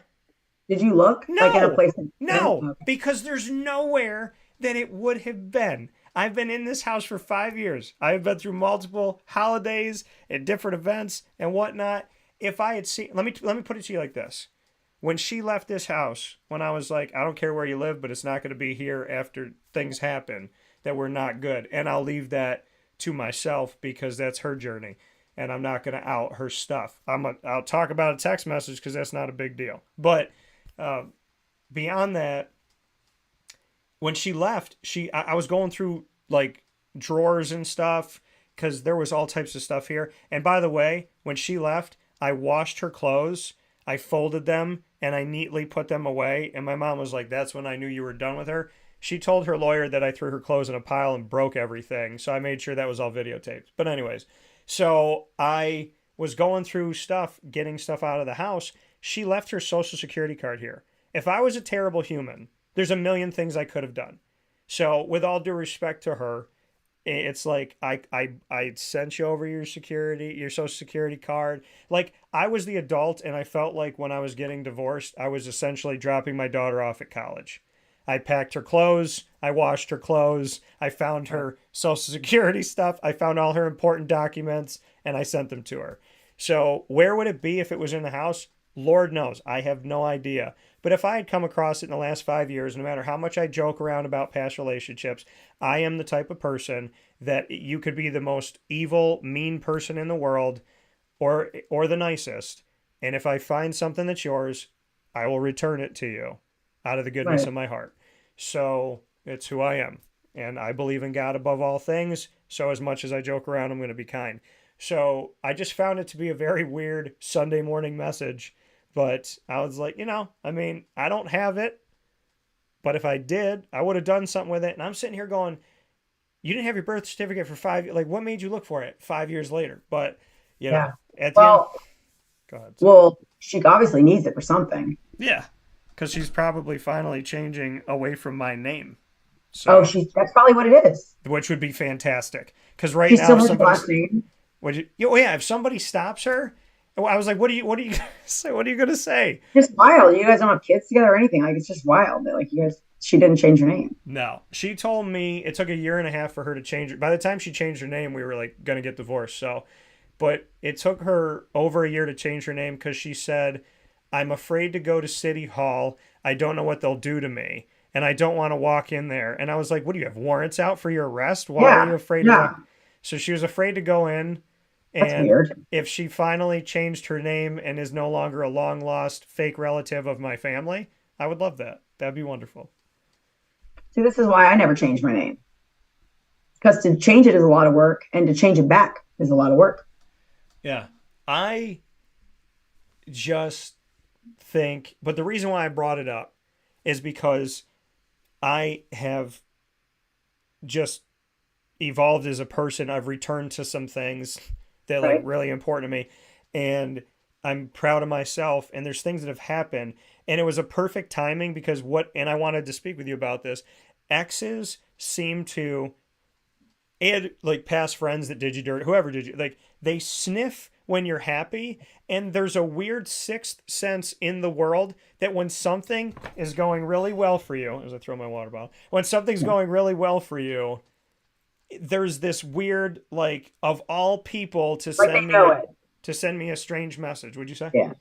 I said they know it. It's like, yeah. And I talked to somebody about it yesterday and they said, yeah, it's like a sixth sense. There's like the reality that when you're good or something good's happening to you or something's about to happen to you, they're like, ooh, let me jump right in there. So, you know. Yeah. Or like right when you start to move on or something like that, like suddenly they're like, wait a second, let me see what she's up to today. You know what I mean? This is me. I have multiple people that I know that have like the same name as her. So when it popped up in my phone, I was like, which one is this? And I was just waking up and I'm looking at it and I was like, I was reading the message and I was like,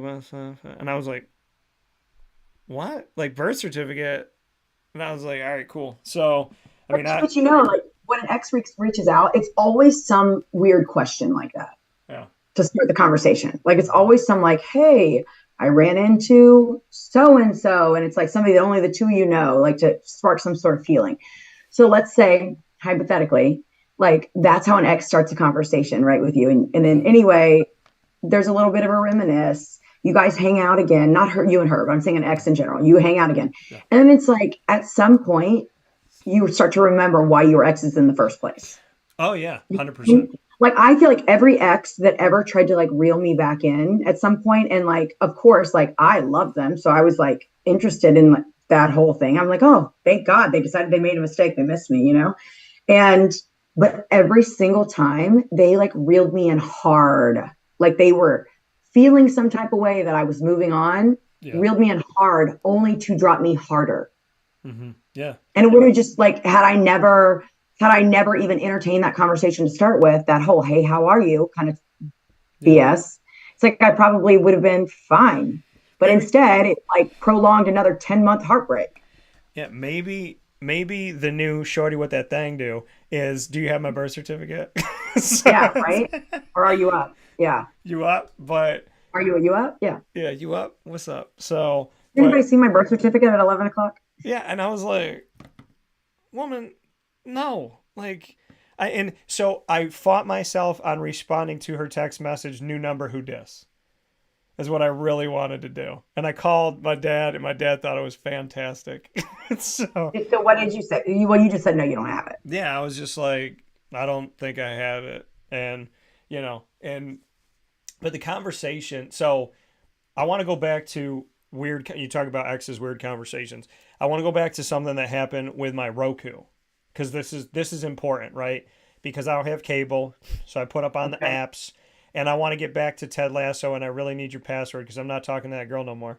So, and there's a joke that comes from that. But anyways, so I was on my Roku, and when we were together, you know, she had set it up. Wait a second, back up. What girl am I referring to? This is my ex-wife. Ex-wife. Okay, so, gotcha. Yeah, so she had set this up, and so she was all, you know, whatever, putting Real Housewives on here and all that garbage. And so I don't disrespect. Listen, I'm going to tell you something. We could talk about it later. This is how I'm going to I'll talk to you like you talk to your kids for a second here. I'm going to tell you something great that you'll appreciate. And we can talk about it later if you're nice. So that thing sounds like a very common conversation, to be honest with you. So what that is I'm never going to change my mind on Real Housewives. But I'm really leaning into this new Taylor Swift music. We could talk about it later. I just want you to know, I know you're a Swiftie. Okay, I thought you were going to say, just so you know, really quick, I thought you were going to say, I'm not into Housewives, but I'm really into Vanderpump Rules right now. That's where I thought we were going with this. And I was like, God, me too, the Sandoval of it all. But you know what? I'm into Taylor Swift. We can talk about it later because that Eras tour, my whole entire Instagram feed is like live shots of her concert. So I'm like living through it. But we can talk about it later. Anyway, so the Roku. Yeah, so I'm on the I just wanted you to know you're winning a battle in the background, and I'm not too proud to share with you that you're breaking down a wall of mine. So congrats. It's not really a wall. Hopeless Romantics, man. They love her music. Listen, it's not really a wall. It's just I want you. Some people hide from people those moments, and I'm not a person that does that. I'm an honest person. So I want you to be proud that Purple Haze and Antihero are a part of my life, and they are becoming more of a part of my life. So whatever, do with that what you may. Roku.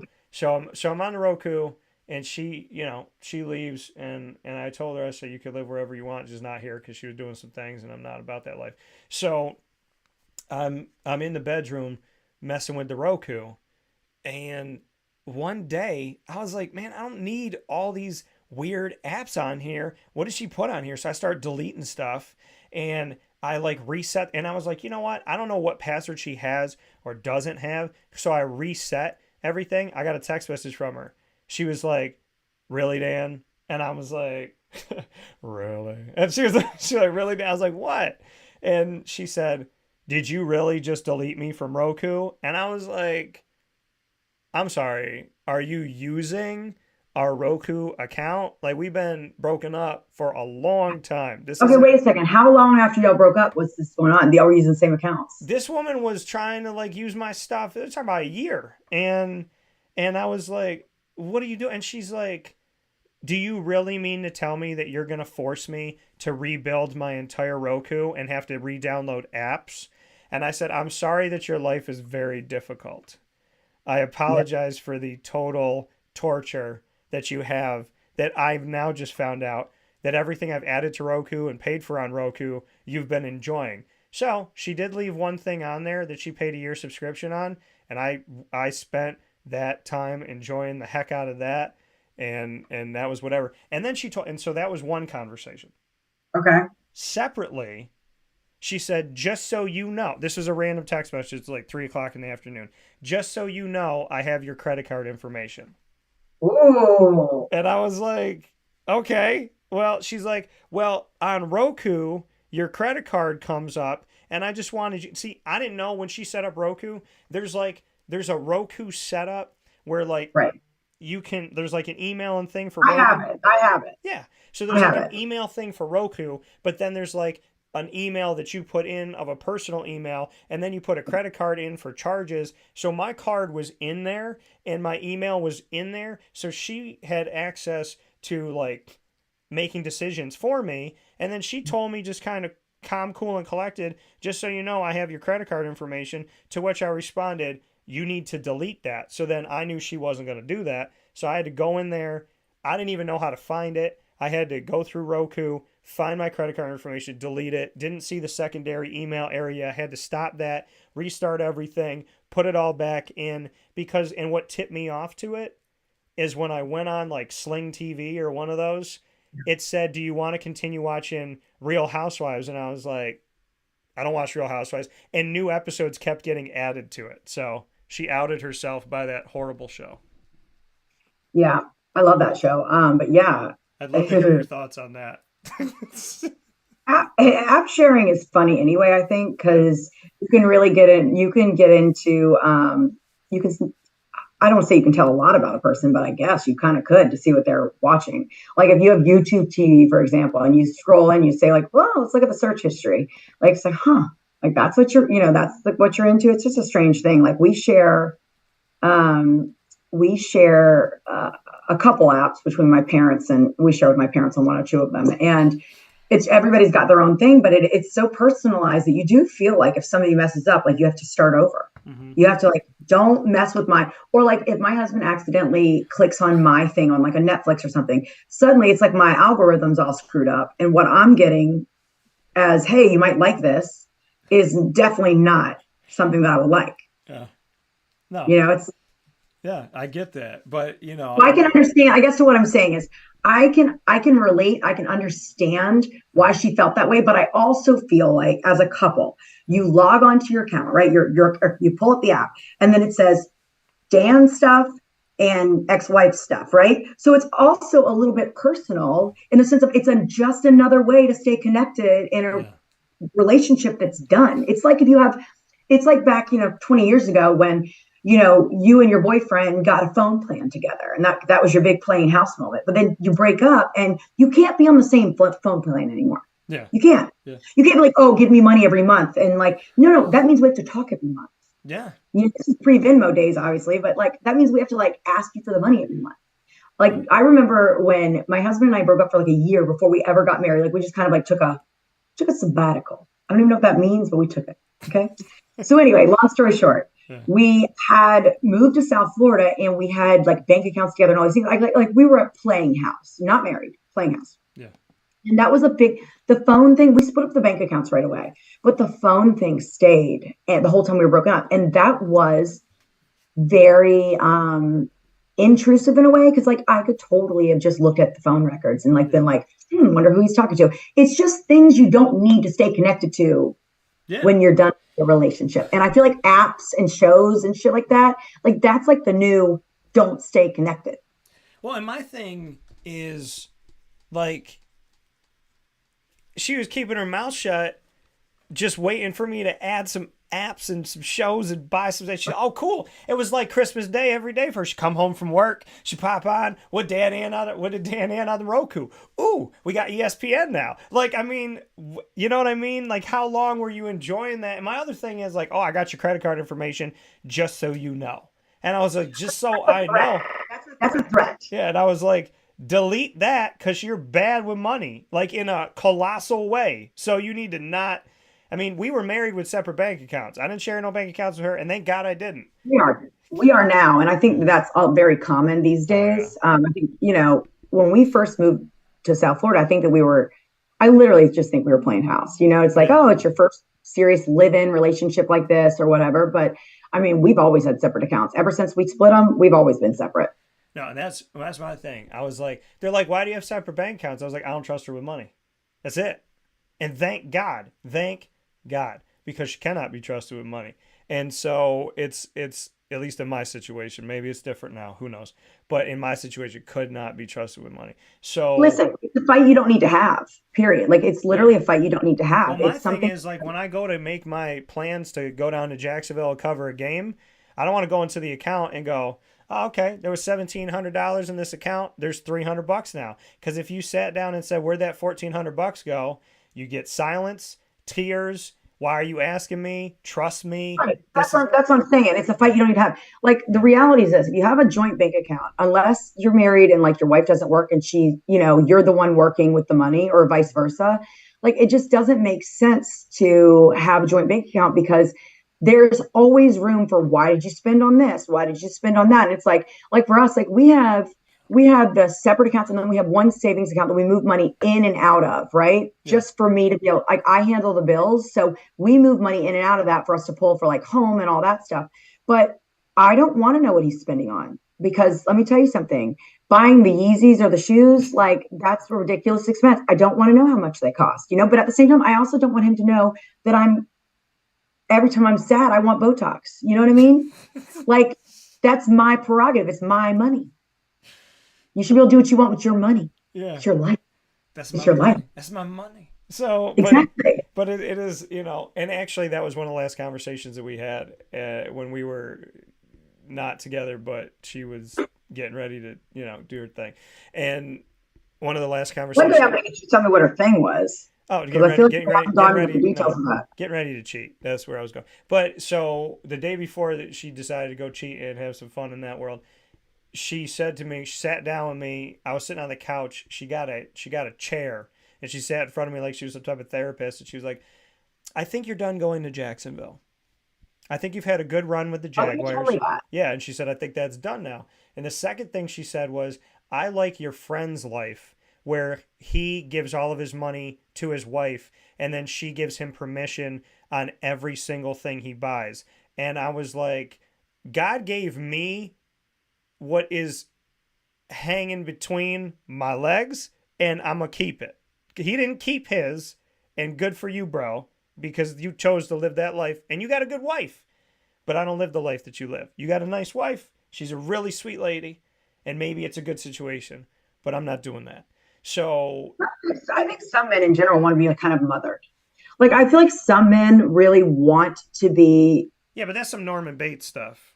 Yeah, but I don't mean it like that. Like, I mean, like, there are some men that gravitate towards very strong women. Whereas, you know, if you are a strong woman, a lot of times you're told that like that's intimidating, or people are intimidated by that, or that's why you can't find a man because, you know, you come off as this, you come off as that. There are some men, my husband included, who gravitate towards real go-getters, and they're more the laid back, kind of let the woman be in charge kind of thing. And when I say be in charge, like, it's not like if anybody looks up my social medias or whatever, like, he's a big guy, he's fit, he's, you know, all the things, he's got a great job, all the things. So it's not like that. It's not like it's not like he cowers in the corner. You know what I mean? That's not it. However, he would definitely prefer for me to take the lead on planning our life. Yeah. And when I say planning our life, that's everything from keeping up with the children's schedules to his schedule, my schedule, like all the things, to, you know, just in general, like, this needs to be done kind of stuff. Well, yeah. Like, I said earlier, my pet peeve, so sorry, but he's a procrastinator also. So well, I'm not. And my thing is, I gravitate towards strong women too. I was raised by them. But when somebody says to me, give me your money, I'll spend it right. Number one, no, you won't, because I knew her track record. And two, because she hid stuff. She had a lot of debt, and she hid it, and she just kept buying credit cards. And I didn't know about it. I would stumble upon it. And so I don't like that stuff, secretive stuff. So, yeah, but I mean, I gravitate toward strong women. You're not going to tell me how to spend my money. And the thing is, I never told her what to do with her money or anybody. I said, when the bills come, have your money right. You got to have your money right. If you got $1,400 of bills every month and you're making $1,800 and you got $400 to do what you wish, groceries, you know, gas, whatever, like, you got to have $1,400 at the end of the year or at the end of the month. Like, some people don't get it. Like, it's mind blowing to me when I see people live. I mean, I know 50-year-old men who live their family life this way, paycheck to paycheck. And it's like, they make plenty of money, but they're constantly keeping up with the Joneses and trying to do all these things. And it's like, what? It's sad, actually, that, like, you never learned how to save, or like, what are you going to do in the future? Yeah. You know, if you don't know how to manage money, what are you going to do in your future? Right. And that's what I don't get. So at the end of this story, I don't think an ex-wife or husband should be complaining, right, when you delete them from the Roku on the apps that you paid for that you didn't know that they were using, and they should not have access to your credit card. So I just find irony, somebody going, hey, do you have my birth certificate? Can you return my social security card? And that's a person that's like, hey, I got your credit card information. So I find that. I mean, that's vindictive, to be honest with you. Like, the whole, like, I got your credit card. She didn't know I had her social security card. I could have done whatever I wanted. I had her identity. And I'm telling you this right now, that social security card, she would have texted me like 5 years later today about the birth certificate. She would have texted me about, hey, do you know if my social security card's there? I'd be like, yeah, it's been here for 5 years. Sure. You know, for sure. Like, do adult. You got to be an adult at some point in your adult life. And so, you know, and if I had it, like I said, I'd bring it back. But it leads me to another question, or another thing. So one of the girls that I brought out on dates, as you and I talked about, we talked about doors, door number 1, 2, and 3. And so door number 2 was, you know, had kids, this and that. Her conversation with me was like, you know, if you want to have kids, I don't want to have kids. I'm adamant about it. And she would go back and forth. And then she was like, I'm falling for you. I'm scared. I don't like having like this emotion. I have a lot of things to work through. I don't know what I want to do. I don't like this feeling. I want to like have you here, and I don't do all that drama. But here's the real question. So I said to her when she left my house, I said, I feel like women and men have learned that you log out. So I tried to, watch some Ted Lasso. And I said, did you log out of your account? And she was like, yeah. I said, when?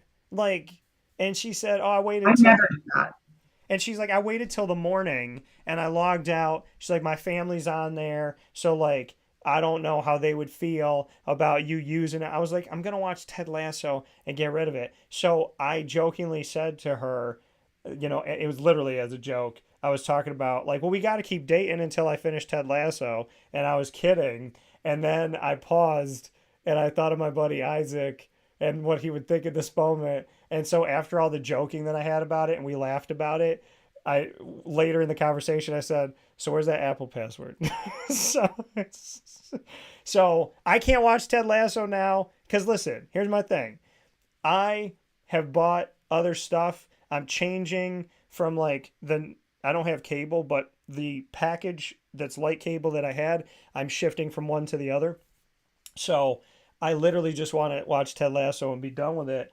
And so now, I'm in that place where I'm like, man, and the thing is, I would leave that, you know what I mean? I would. Doesn't Apple TV do a free week or something like that? I'm hoping that they do because have you tried? Have you looked? No. Because if you buy a new phone, I'm pretty sure if you buy a new Apple phone, you get a free month or something like that of Apple TV. Let me tell you what they do. Free. Let me tell you the. You have an iPhone? Yeah, let me tell you the lies that they do with Apple. Oh, I know what they do. You don't log out and then they start charging you. Trust me, I know. This is what they did. That's why I have 75 apps with money on them. Yeah, they're like, you have an iPhone. And in getting this new iPhone, Daniel, you have this great opportunity at Apple TV for a year. And that's when I found out that there's a difference between Apple TV, which is the equivalent of every dollar movie in the Walmart bin, and Apple Plus. And Apple TV is some trash. And so they said, you got some trash for a year. It's Samsung TV. It's the same thing. It's like for example, my house plays Dallas Cowboy Cheerleaders show all day long. And not because of me, because my husband accidentally turned it on that channel once on Samsung TV when DirecTV was out. And since then, automatically you turn the TV on and guess what's on all day? Dallas Cowboy Cheerleaders all day long. Well, Apple Trash TV versus Apple Plus TV. It's all the shows that are off the air. But in it, the thing is, it's those movies where they not only made a movie that was a ripoff of another movie, but they made it look almost exactly the same of a cover. So when you your grandma was buying you a birthday gift and she would go to Walmart, she would see it and she'd pick it up, and instead of the Grudge, it looked like the eye of the girl, but instead of being called the Grudge, it was called the Revenge, but it looked exactly the same. The D-list, the D-list. Yeah, when I went on Apple TV, it was instead of tornado, it was called Storm, and it was it was all of these dumb, ridiculous. And I remember sifting through it, going of everything they have on here, I would potentially, maybe on a rainy day with no other plans ever at all, watch maybe 3 of the 3,000 things you put on this thing. And I'm sitting here looking at it going, you said I had Apple TV for a year. They're like, yeah, you have Apple TV for a year. I said, well, I was under the impression I could watch Ted Lasso. Nope, you have Apple TV. You don't have Apple TV Plus. If you want that. Because it didn't used to be that way. It used to be Apple TV was the thing, right? Then they upgraded it. And it's funny because I have so many apps, I can't even watch it all. I can't even keep up with what I want to watch and on what app it's on because I have so many. And Apple TV, I think they just went up $20. It was $49 a year. And now it's $69. Yeah. Well, they got my credit card too. And boy, they renew. Yeah. Get it. They just keep it going. Get it. But I have to bring up something about that you'd said. Yeah. So when she was saying, let's go back to the relationship part side of this. Because I hate this. Okay. I hate this with a passion. Bring it. When someone says, I'm really falling for you and I'm scared of falling for you, or I've got to work on some things, but I do really like you. And oh God, it's make me vomit. I can't. And you know what? When you're young, you believe those things, right? You're like, but again, please, America, understand what I'm saying here. Read He's Not That Into You, that old book, because if you ever are somebody that falls for that line, you will know that no, they like you enough that they don't want to hurt your feelings in the moment. Yeah. They like you, but they don't like you enough to keep dating you, and they don't see a future with you. Yeah, and my thing was, listen, I didn't think ultimately, and I was clear about this, I didn't think it was going to work out. I just didn't think, there was a lot of things that I didn't think it was going to work out. Okay. But I wanted to watch Ted Lasso. No, so I understand that because you know what? Before I got Apple TV, I wanted to watch the morning show so bad, and I was like contemplating, like, okay, well, I only get a free week. Like, what should I do? Should I do another? You know, but like then I was like, screw it. They're going to come out with a season 3. I'm just going to buy it. And look, now they got a season 3 in the works, and they also have Ted Lasso season 3. And to be honest with you, those are the only 2 shows I watch on Apple TV. Right, but it's such a waste. Peacock, the same thing. I have 1 or 2 shows I had to have because of Peacock, or because of you. That's why I got Peacock. Hulu. Wanted to watch Dope Sick, so you know what I did? Bought Hulu. You know what I'm doing now? Not watching Hulu. Well, that's the thing about Hulu. They got some trash movies on there too. They got a weak movie list, and so I'm not a movie person. You know, I'm a show person. I know, but my thing is like Netflix. And by the way, Netflix, I appreciate you for many reasons, and I look forward to doing comedy specials on your channel. With that being said, please don't get rid of New Girl. I watch that show religiously. I've seen that show so many times, and at the beginning of April, they're going to let it go. And I watch New Girl because it reminds me, I have a piece of like Nick, Winston, Schmidt. There's parts of that within myself. There's friendship things about that. There's things that my friends say to me. Isn't that funny? Isn't that funny? Shows in general. Yeah. You find the show and you just relate to the characters or something like that. So, and you feel like you're part, which is also why I like the Housewives so much. I do not relate to them at all. So this is probably not the same thing. However, I would like to be that rich and relate to them. So there we go. But you find a show like, I think we might have talked about this one time about this. This Is Us, that show. Mm-hmm. Great show. Because by the way, guys, I also have cable. Great show. And when it went off the air, I truly felt like a part of me was leaving with the show. Like my connection to these characters, watching them evolve and their story play out was, and I think a lot of shows like that, Grey's Anatomy plays into people. I never really watched Grey's Anatomy, but people are devastated. It's been on for a long time. 57 and years. It's over. It's, you know what I mean?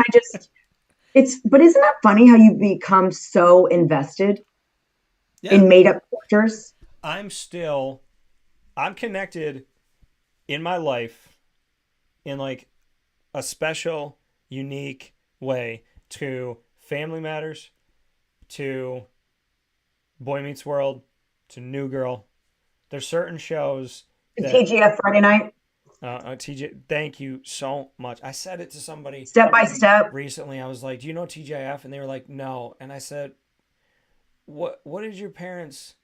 Why did they do that to you? Like Friday?" Yeah, like it's like iconic of our childhood. Full House, this was like a big deal. Dinosaurs. And the fact that America has not brought back some sort of family programming into an evening, like a Friday night, to keep your kids, wanting to look forward to that, have pizza, eat, whatever. Like, it's just odd to me that they've never brought back that level of comedy. I feel very connected still to, and I feel bad to say this because I know this person turned out to be bad, but The Cosby Show. I still love The Cosby Show. And when I watch reruns of him, the way he would Bill Cosby would have these conversations with these kids, and you could tell that sometimes it was unscripted and they had the cameras rolling, the kids' reactions to things he said. Yeah. It was just it still to me cracks me up. It's the funniest thing. It's so cute. Can I tell you a show that I'll never watch again? And so I tell people based off of what someone's done. Yeah. Since? Yeah. Okay. So it's funny because I was about to say something, and your gut is never wrong, in my opinion. It's really not. And we'll say 99.9%. But I was about to say years ago the words about to come out of my mouth, and my brain said, "Don't say those words." And the words were, Will Smith can't do anything. I'll always love Will Smith and all of his stuff. Like, to me, I'll love I him love forever. Fresh Prince of Bel-Air. Well, let's be real about this. What Will Smith did in your world and in my world, in the entertainment world, what he did is he told people, because he couldn't control himself, and he needs to get rid of that specimen of, I mean, if you watch that interview, I mean, who interviews a person about cheating on them? So, but anyways, I watched something with her and I felt some type of energy about her, and I was like, live your Jada? life. Yeah, Jada? live. So I have a friend that used to live in California back probably 15 years ago. And he told me he worked in restaurants and bars and stuff. He told me years ago, before anything ever came out in the media about them, that they were full on swingers. So this is, again, years ago, and it was not a mainstream thing. People did not talk about that kind of stuff. Like, now you might see a show that portrays like a scene where there's couples doing that kind of thing. Yeah. That was very not talked about, I feel like, back then, other than Eyes Wide Shut, that movie. So I just,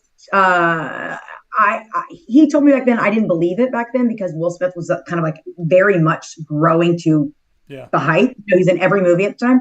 But now, obviously, there's a lot going on there. Yeah. I mean, I agree with you. Are you talking about like the Red Table Talk stuff where he talked about on her show about how the cheating affected him? And I mean, she had a full-on relationship with a younger man. And not younger, her son's friend. Right. And that's the thing. Like, no. So, okay, I just take all this into account. It's like, what goes on at home with couples like this, right? Yeah. Was there something where she said, well, maybe over the years there's an existing fight, right? Where it's like, Will, you laugh and you never stick up for me for this, or you never do this, and this guy was willing to go and do for me. So then, flash forward to this whole comedic act from Chris Rock, right? And then suddenly, because we don't know what happens behind closed doors, suddenly, he's got all this pressure. My wife's mad at me because I don't ever stick up for her. And then this comes out of his mouth and he just goes berserk. Yeah. But here's the thing, okay? Well, Will Smith needs to understand that apparently he doesn't understand. Or if he doesn't understand, he doesn't care. Or if he doesn't understand, or if he does understand, it doesn't. What he needs to do, that he needs to hear, and something in my gut said, don't say Will Smith could do no wrong. And that was well in advance of this. And I was like, okay, I can't say it. I can't say I love him forever no matter what. I don't watch anything that he's done. I like Men in Black. I like Fresh Prince of Bel-Air. I like his music. I have 4 of his CDs. I don't associate my life with Will Smith stuff. Reason being is that Will Smith has not apologized to Chris in a way that maybe, I don't know if he did personally, if he called him up, whatever. But Will Smith, what'd you say? I think he probably did personally. Yeah. Well, Will Smith needs to get that he doesn't get. And I said it right after it happened. And then it happened. When you are an entertainer at any part of your life, there is a crowd, there is a stage. That's when you're in a restaurant and I'm doing a show and I'm up on the stage at Pizza Man and there's people in the bar and in the restaurant. There is a crowd and there is a stage. There is an invisible barrier that even the craziest of whack jobs know. I might yell, get drunk, and be a moron and get kicked out of this place, but I'm not going to get up on the stage. What I said after Will did that to my family and to the people I love, and I said, he just told people, crazy people, mad people, ridiculous human beings, you have every right to come up on this stage and not only walk up on the stage through the invisible barrier, but you have a right to threaten, physically and verbally abuse the people that you're watching. You can come up on a stage during a Taylor Swift concert and punch her in the face if you want to. And the thing about Dave Chappelle is right after I said exactly what I just said. Somebody bum rushed a Dave Chappelle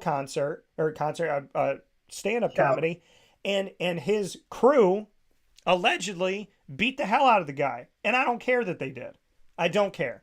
Because that No, man, I get that from the entertainer aspect. Yeah, I really sure. do. I mean, I think that There's a I think barrier. that And he there broke is, it. and I think that when you are a fan of someone, and I feel like this, you probably understand this too with radio. Like you hear somebody on the radio your whole life, right? And you have this huge like thing where you just think like that's the voice you listen to your whole life, and then you finally meet the person in person, and which happens a lot with radio people. They're often introverted in person and extremely uncomfortable in person settings, right? So I remember meeting someone, and I just such a letdown because it wasn't who he was on the air, and it really I was just really surprised by it. But I think in general with celebrities, right? When somebody like a Will Smith, who probably has had a lot of he can't do no wrong statements made about him in the past, because he did come off as someone that's very likable, not only a talented actor, singer, whatever, but likable.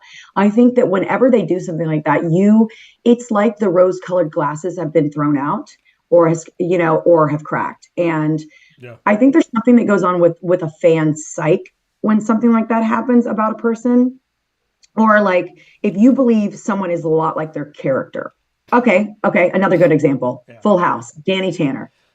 Good example. Danny Tanner, America's favorite dad, OCD, morning show host. You grew up with this guy. This is who you think he is. Yeah. And then he's doing these, raunchy comedy shows, right? And it's like, for a minute, people gave him some flack for it. Mm-hmm. They're like, what? Like, this is not who you're supposed to be. Because I think that the fan's perspective of something is, there's something very hazy about you as an actor or an entertainer and who you are in person in real life. Like, I have a friend, for me, I'm not an actor or an entertainer, but in a way, like with social media influencers and all that stuff, somewhat of that mentality. I have a friend that says to me all the time, she's like, whenever I tell her, I'm like, people reach out to me about this and they ask me to do this and help them sell this. And I'm like, and what they don't understand is I don't want to sell anything. Like, that's not me. And she's like, you know why? Because you're the biggest, like, introvertist extrovert I've ever met. But people, they see the person on social media, not the real life. And I think that happens a lot with any entertainer. Yeah, and no, I agree. And I think some people, let you down, and some don't. Like, I met Topanga. I met Danielle Fishel. You loved her. You did tell me you loved her. And she was great. But Corey Matthews, Ben Savage, he was just kind of a jerk.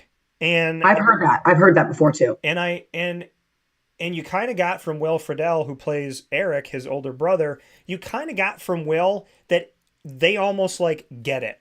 It's almost like, yeah, Danielle and I are out here and we just kind of am like, hey, buddy, like, get into it. You should be happy people are here to see you all these years later.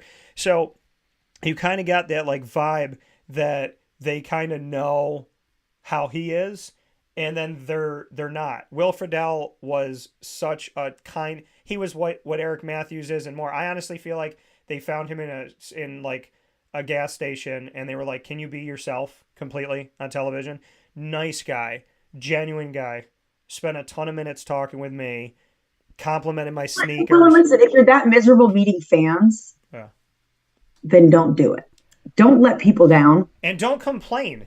Don't complain that these people, like, you're in the wrong profession. If you can't take on that responsibility of being grateful for all the people that love you, that they still want to see you, and they're going to pay $60 for your autograph, and they're going to wait in line for 3 days. Like, when they get to you, be a kind person.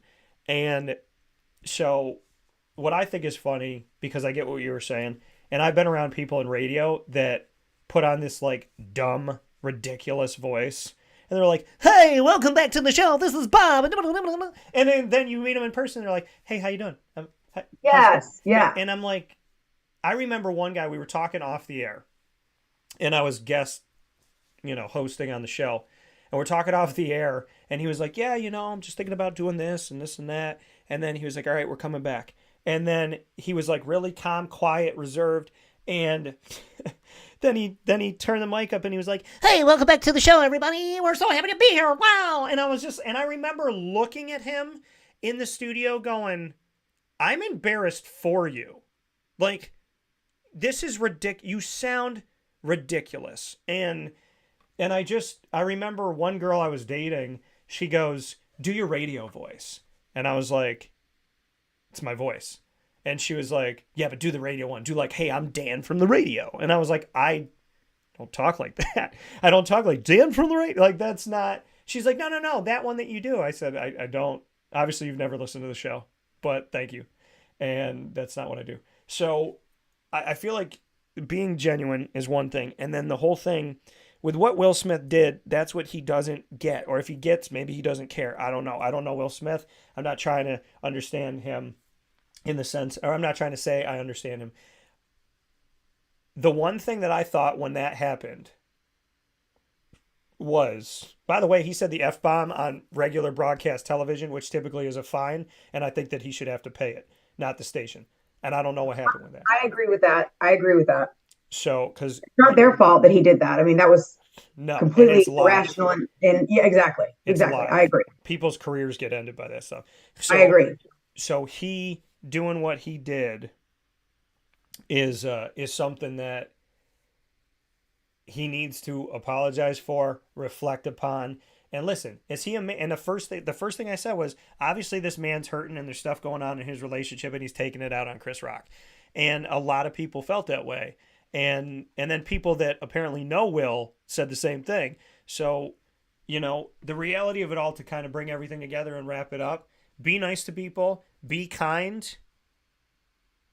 Tell people that Apple TV and Apple TV Plus is different when you tell them that they got it for free. Make sure your ex doesn't have your Roku information and your credit cards. And beyond that, if anybody is watching or listening that would like me to share with them Ted Lasso, I would be happy to watch with you as we go forward. So with that being said, for Andrea Smith and myself, Dan Tortora, this has been Two Mics, No Filter. We definitely didn't have a filter today. Thanks, Andrea. No, lots of great subjects today. Thank you. I'll talk to you in a bit. So that coming from Andrea Smith here on the broadcast, my co-host for Two Mics, No Filter, as we get to do this, and always fun to do this every single, it in their life per se, but they want to hear what people's perspectives are on these things and relationships and sharing apps and all this stuff. Because I think a lot of people, we have similar problems or thoughts in certain situations and aspects of life, but we're not always talking about it. So I think, Andrea and I definitely, we talk about it. So we'll take a step aside for a fast break. And again, we all go through stuff. Things happen. People hopefully evolve and grow and become a better person. And you always hope that happens. And so, I wish my exes all the best. Always. But you don't need my credit card, and you most certainly don't need my Roku. So we'll take a step aside for a fast break. We'll be back to wrap up the show right after this.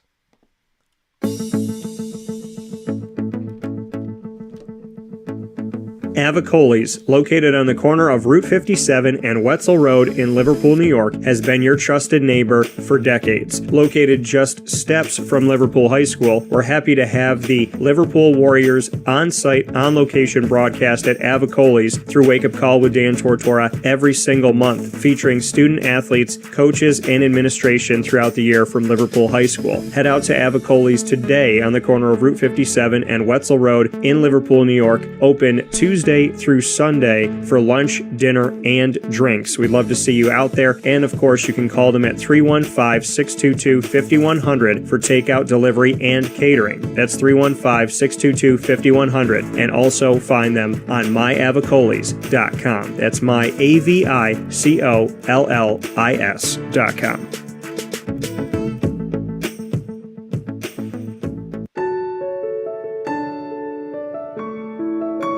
Having peace of mind when you're out of town that your furry-loving friend is safe and sound means taking them to Canine Campground, because we all know that when it comes to the love of our pets, it goes well beyond the call of duty to make sure they're safe and sound. Right, Lily? So take a ride to 242 Johnson Street in East Syracuse, New York, and see Canine Campground and where your dog will be staying, in the classic cabin, the executive cabin, the grand cabin, or of course the luxury cabin, because if you know Lily, you know she loves luxury. Now you don't have to wait to the last minute to find a family member or a friend that'll take your dog for a few days. Call Canine Campground at 315-299-4013. That's 315-299-4013. Their drop-off and pickup times are Monday through Sunday. Check K9campground.com for more information. That's the letter K, the number 9, and campground spelled with a K.com. K9campground.com. When you're going out of town, bring your dog to Canine Campground.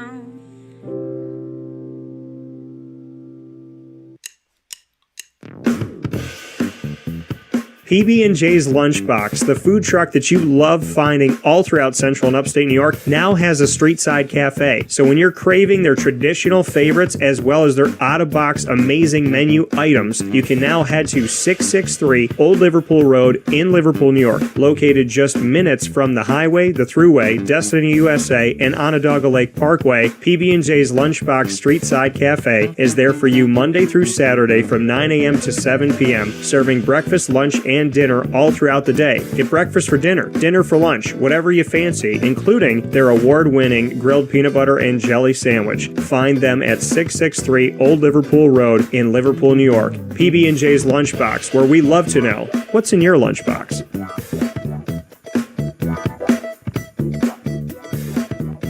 This is a special message from 317 at Montgomery restaurant owner Joel Carpenter. Open Tuesday through Saturday for your dining pleasure on 317 Montgomery Street in Syracuse, New York. We wanted to be a part of the resurgence of Syracuse. We saw a lot of money being put into bringing people back downtown and thought that, we'd like to be a part of that. I love putting together a good dish where people see it first, they fall in love with it, and then it tastes just as good as it looks.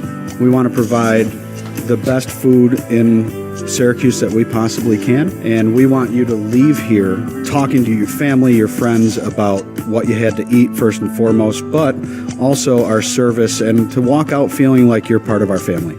I work out in the front of the house a lot, and I love walking to every single table, asking them how everything is, and people looking at me and smiling and saying, this is the most amazing short rib I've ever had. This is the most amazing filet I've ever had. And Donna is great. Sarah's amazing. Thank you for coming over and talking to us. And them just being truly happy for the experience that they've gotten. 317 at Montgomery Restaurant, part of the fabric of downtown Syracuse, located on 317 Montgomery Street in Syracuse, New York. Open Tuesday through Saturday for a unique and memorable dining experience.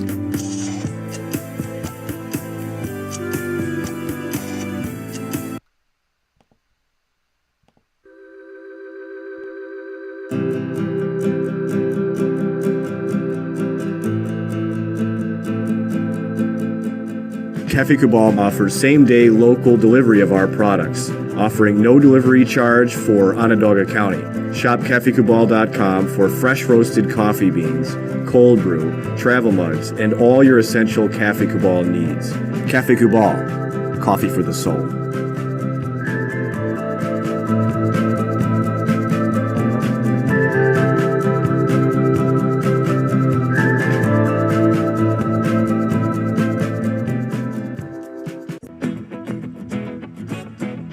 This is Amy from Mother's Cupboard, home of the whole frittata. We are open daily 6 a.m. to 1:30 p.m. For takeout orders, call 315-432-0942 and tune in to Wake Up Call with Dan Tortora for our monthly food challenge and try our Wake Up Call signature menu item available 7 days a week. Here at Mother's Cupboard, we are Central New York, and it's our honor to serve you.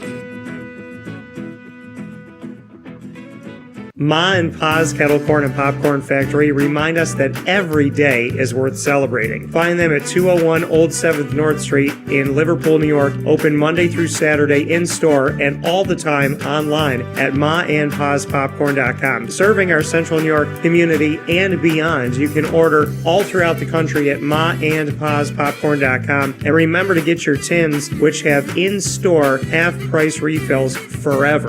Ma and Pa's Kettle Corn and Popcorn Factory, available to you for fundraising and all of your events by calling 315-450-6272. That's 315-450-6272. Ma and Pa's Kettle Corn and Popcorn Factory.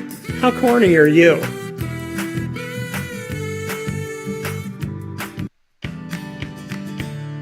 Witty Wicks Candles and Gift Shop, Township 5 Camillus, where you will find handcrafted all-natural soy wax candles over 60 cents to freshen up your home. We carry a wide range of locally made items, Salsicuse, Syracuse Salt, and Chocolate Pizza Company, to name a few. Let our knowledgeable staff help choose unique gifts and keepsakes for any occasion.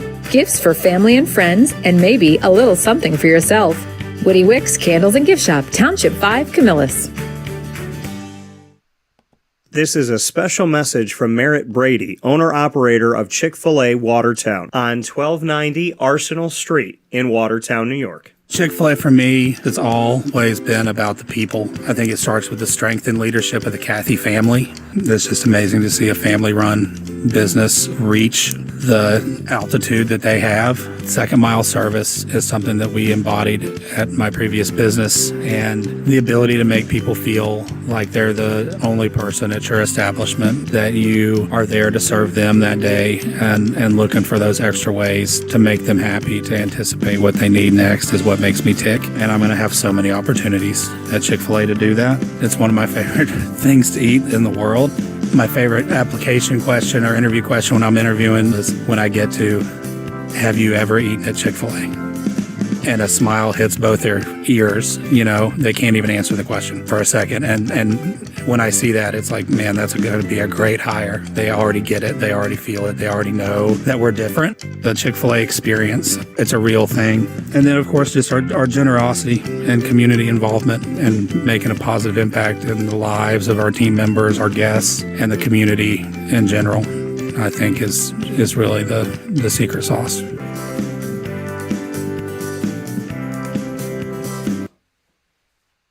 Here to Wake Up Call with Dan Tortora inside of the Cafe Kubal studios, hanging out with you where sports meets that thing called life. Appreciate you being here every Monday through Friday from 9 a.m. to 11 a.m. Eastern time, and giving you some extra bonus time this morning, which we're always happy to do. So with that being said, I want to thank you for being with us every Monday through Friday from 9 a.m. to 11 a.m. Eastern time on youtube.com, facebook.com, both /WakeUpCallDT, on Facebook.com /LiveNowDT, and on WakeUpCallDT.podbean.com. Once the shows go live, check them out in the archives. We've been adding a bunch of things, so you can go back and get them all now, plus things that will be added this week, including this broadcast. Amazon Music, Audible, iHeartRadio, iTunes, and Apple Podcasts, MixLR, Player FM, Podbean, Podvine, Spotify, Stitcher, TuneIn, YouTube, and more. All you have to do is search Wake Up Call with Dan Tortora, or one word, Wake Up Call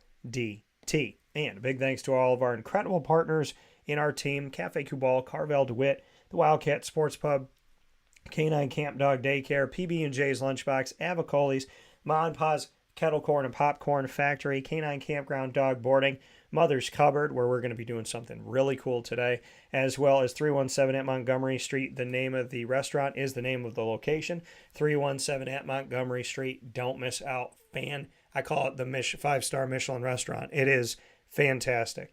Chick-fil-A Cicero and Chick-fil-A Clay, as well as Pizza Man, Great Lakes Honda City, and Chick-fil-A Watertown, Witty Wicks, and of course we are the proud multimedia marketing partner exclusively of your.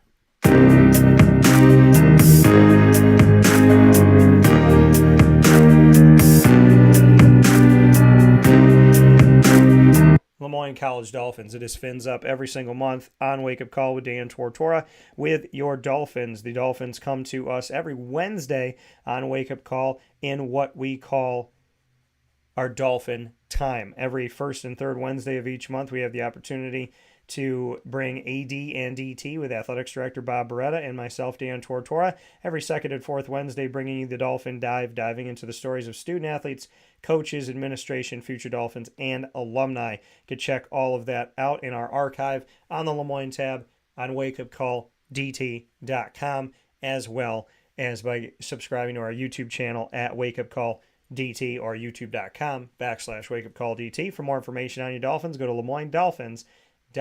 And a big shout out to Scott Cassidy, the head coach of the baseball team. 300 career wins. Amazing accomplishment. Very proud of you, and much appreciation to Scott and to all of the programs that are in action and will be in action and are coming off of their seasons. Big shout out to the Dolphins. As always, Fins way up.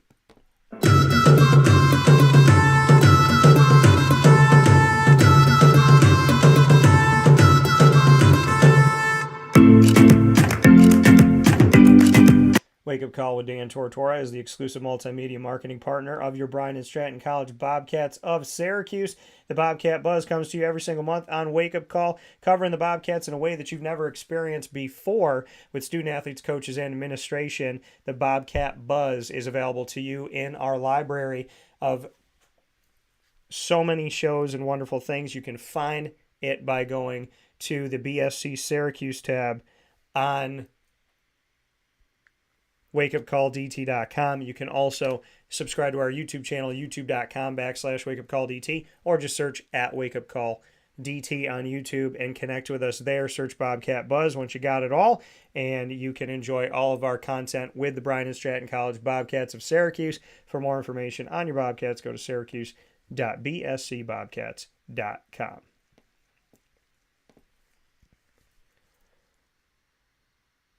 With that being said, here on Wake Up Call with Dan Tortora, we appreciate everything we got to do this week to start off the week in a really special way. So I want to say, and I know on the show I talk about exes, I talk about relationships. You know, today I read a message and whatnot. I want people to know that we all go through stuff. It's not easy. We all learn, hopefully. We become better. And it's never okay to hurt somebody. And hurt people hurt people. So I want people to know that as much as we talk about exes and we talk about stuff that really is to bring up topics and experiences, but to have deeper conversations and to hopefully help you that are watching and listening. I never want anybody to feel personally attacked, disrespected, unappreciated, or bad. This show never seeks to personally attack anybody.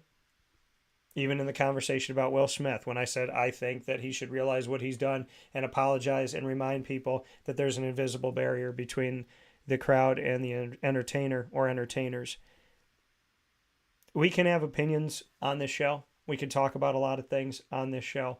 But if it's an ex I'm talking about, or Will Smith, or whatever is going on in the world, I want people to understand. I pray for you all. I respect you all. And I only want the best for you all. We can have conversations. We can talk about topics. We can laugh about things.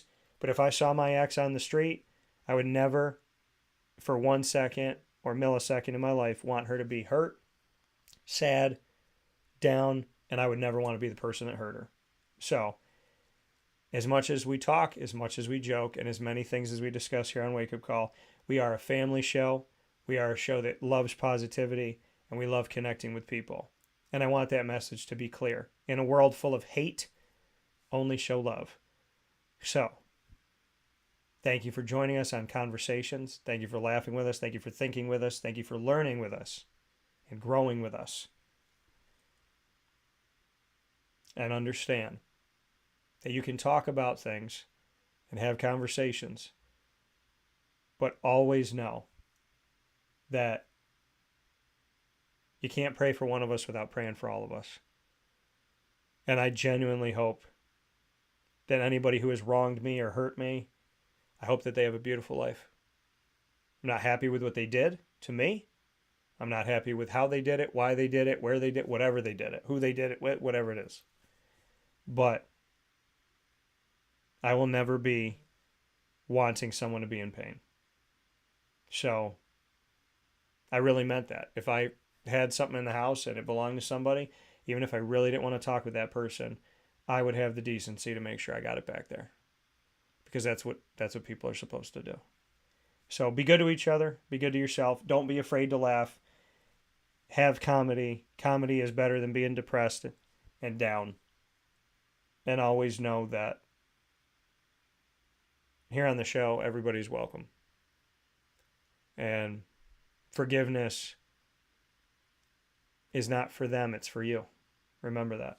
Big shout out to my dad for being a part of the show today and starting this week off by making history. Big shout out to Josh Pace, who made history as part of the National Championship 2003 Syracuse Orange Basketball team. And a big shout out to Andrea, who always brings it in Two Mics No Filter, where we get to talk about some really amazing things. With that being said, Facebook at Wake Up Call DT, Twitter at Call DT, Instagram at wakeupcall_DT. I hope you have a beautiful, beautiful day. I hope you have a beautiful life. Do not hold on to your pain and negative emotion. Let that go. Be peaceful, be kind, be good to each other. God bless. No stress.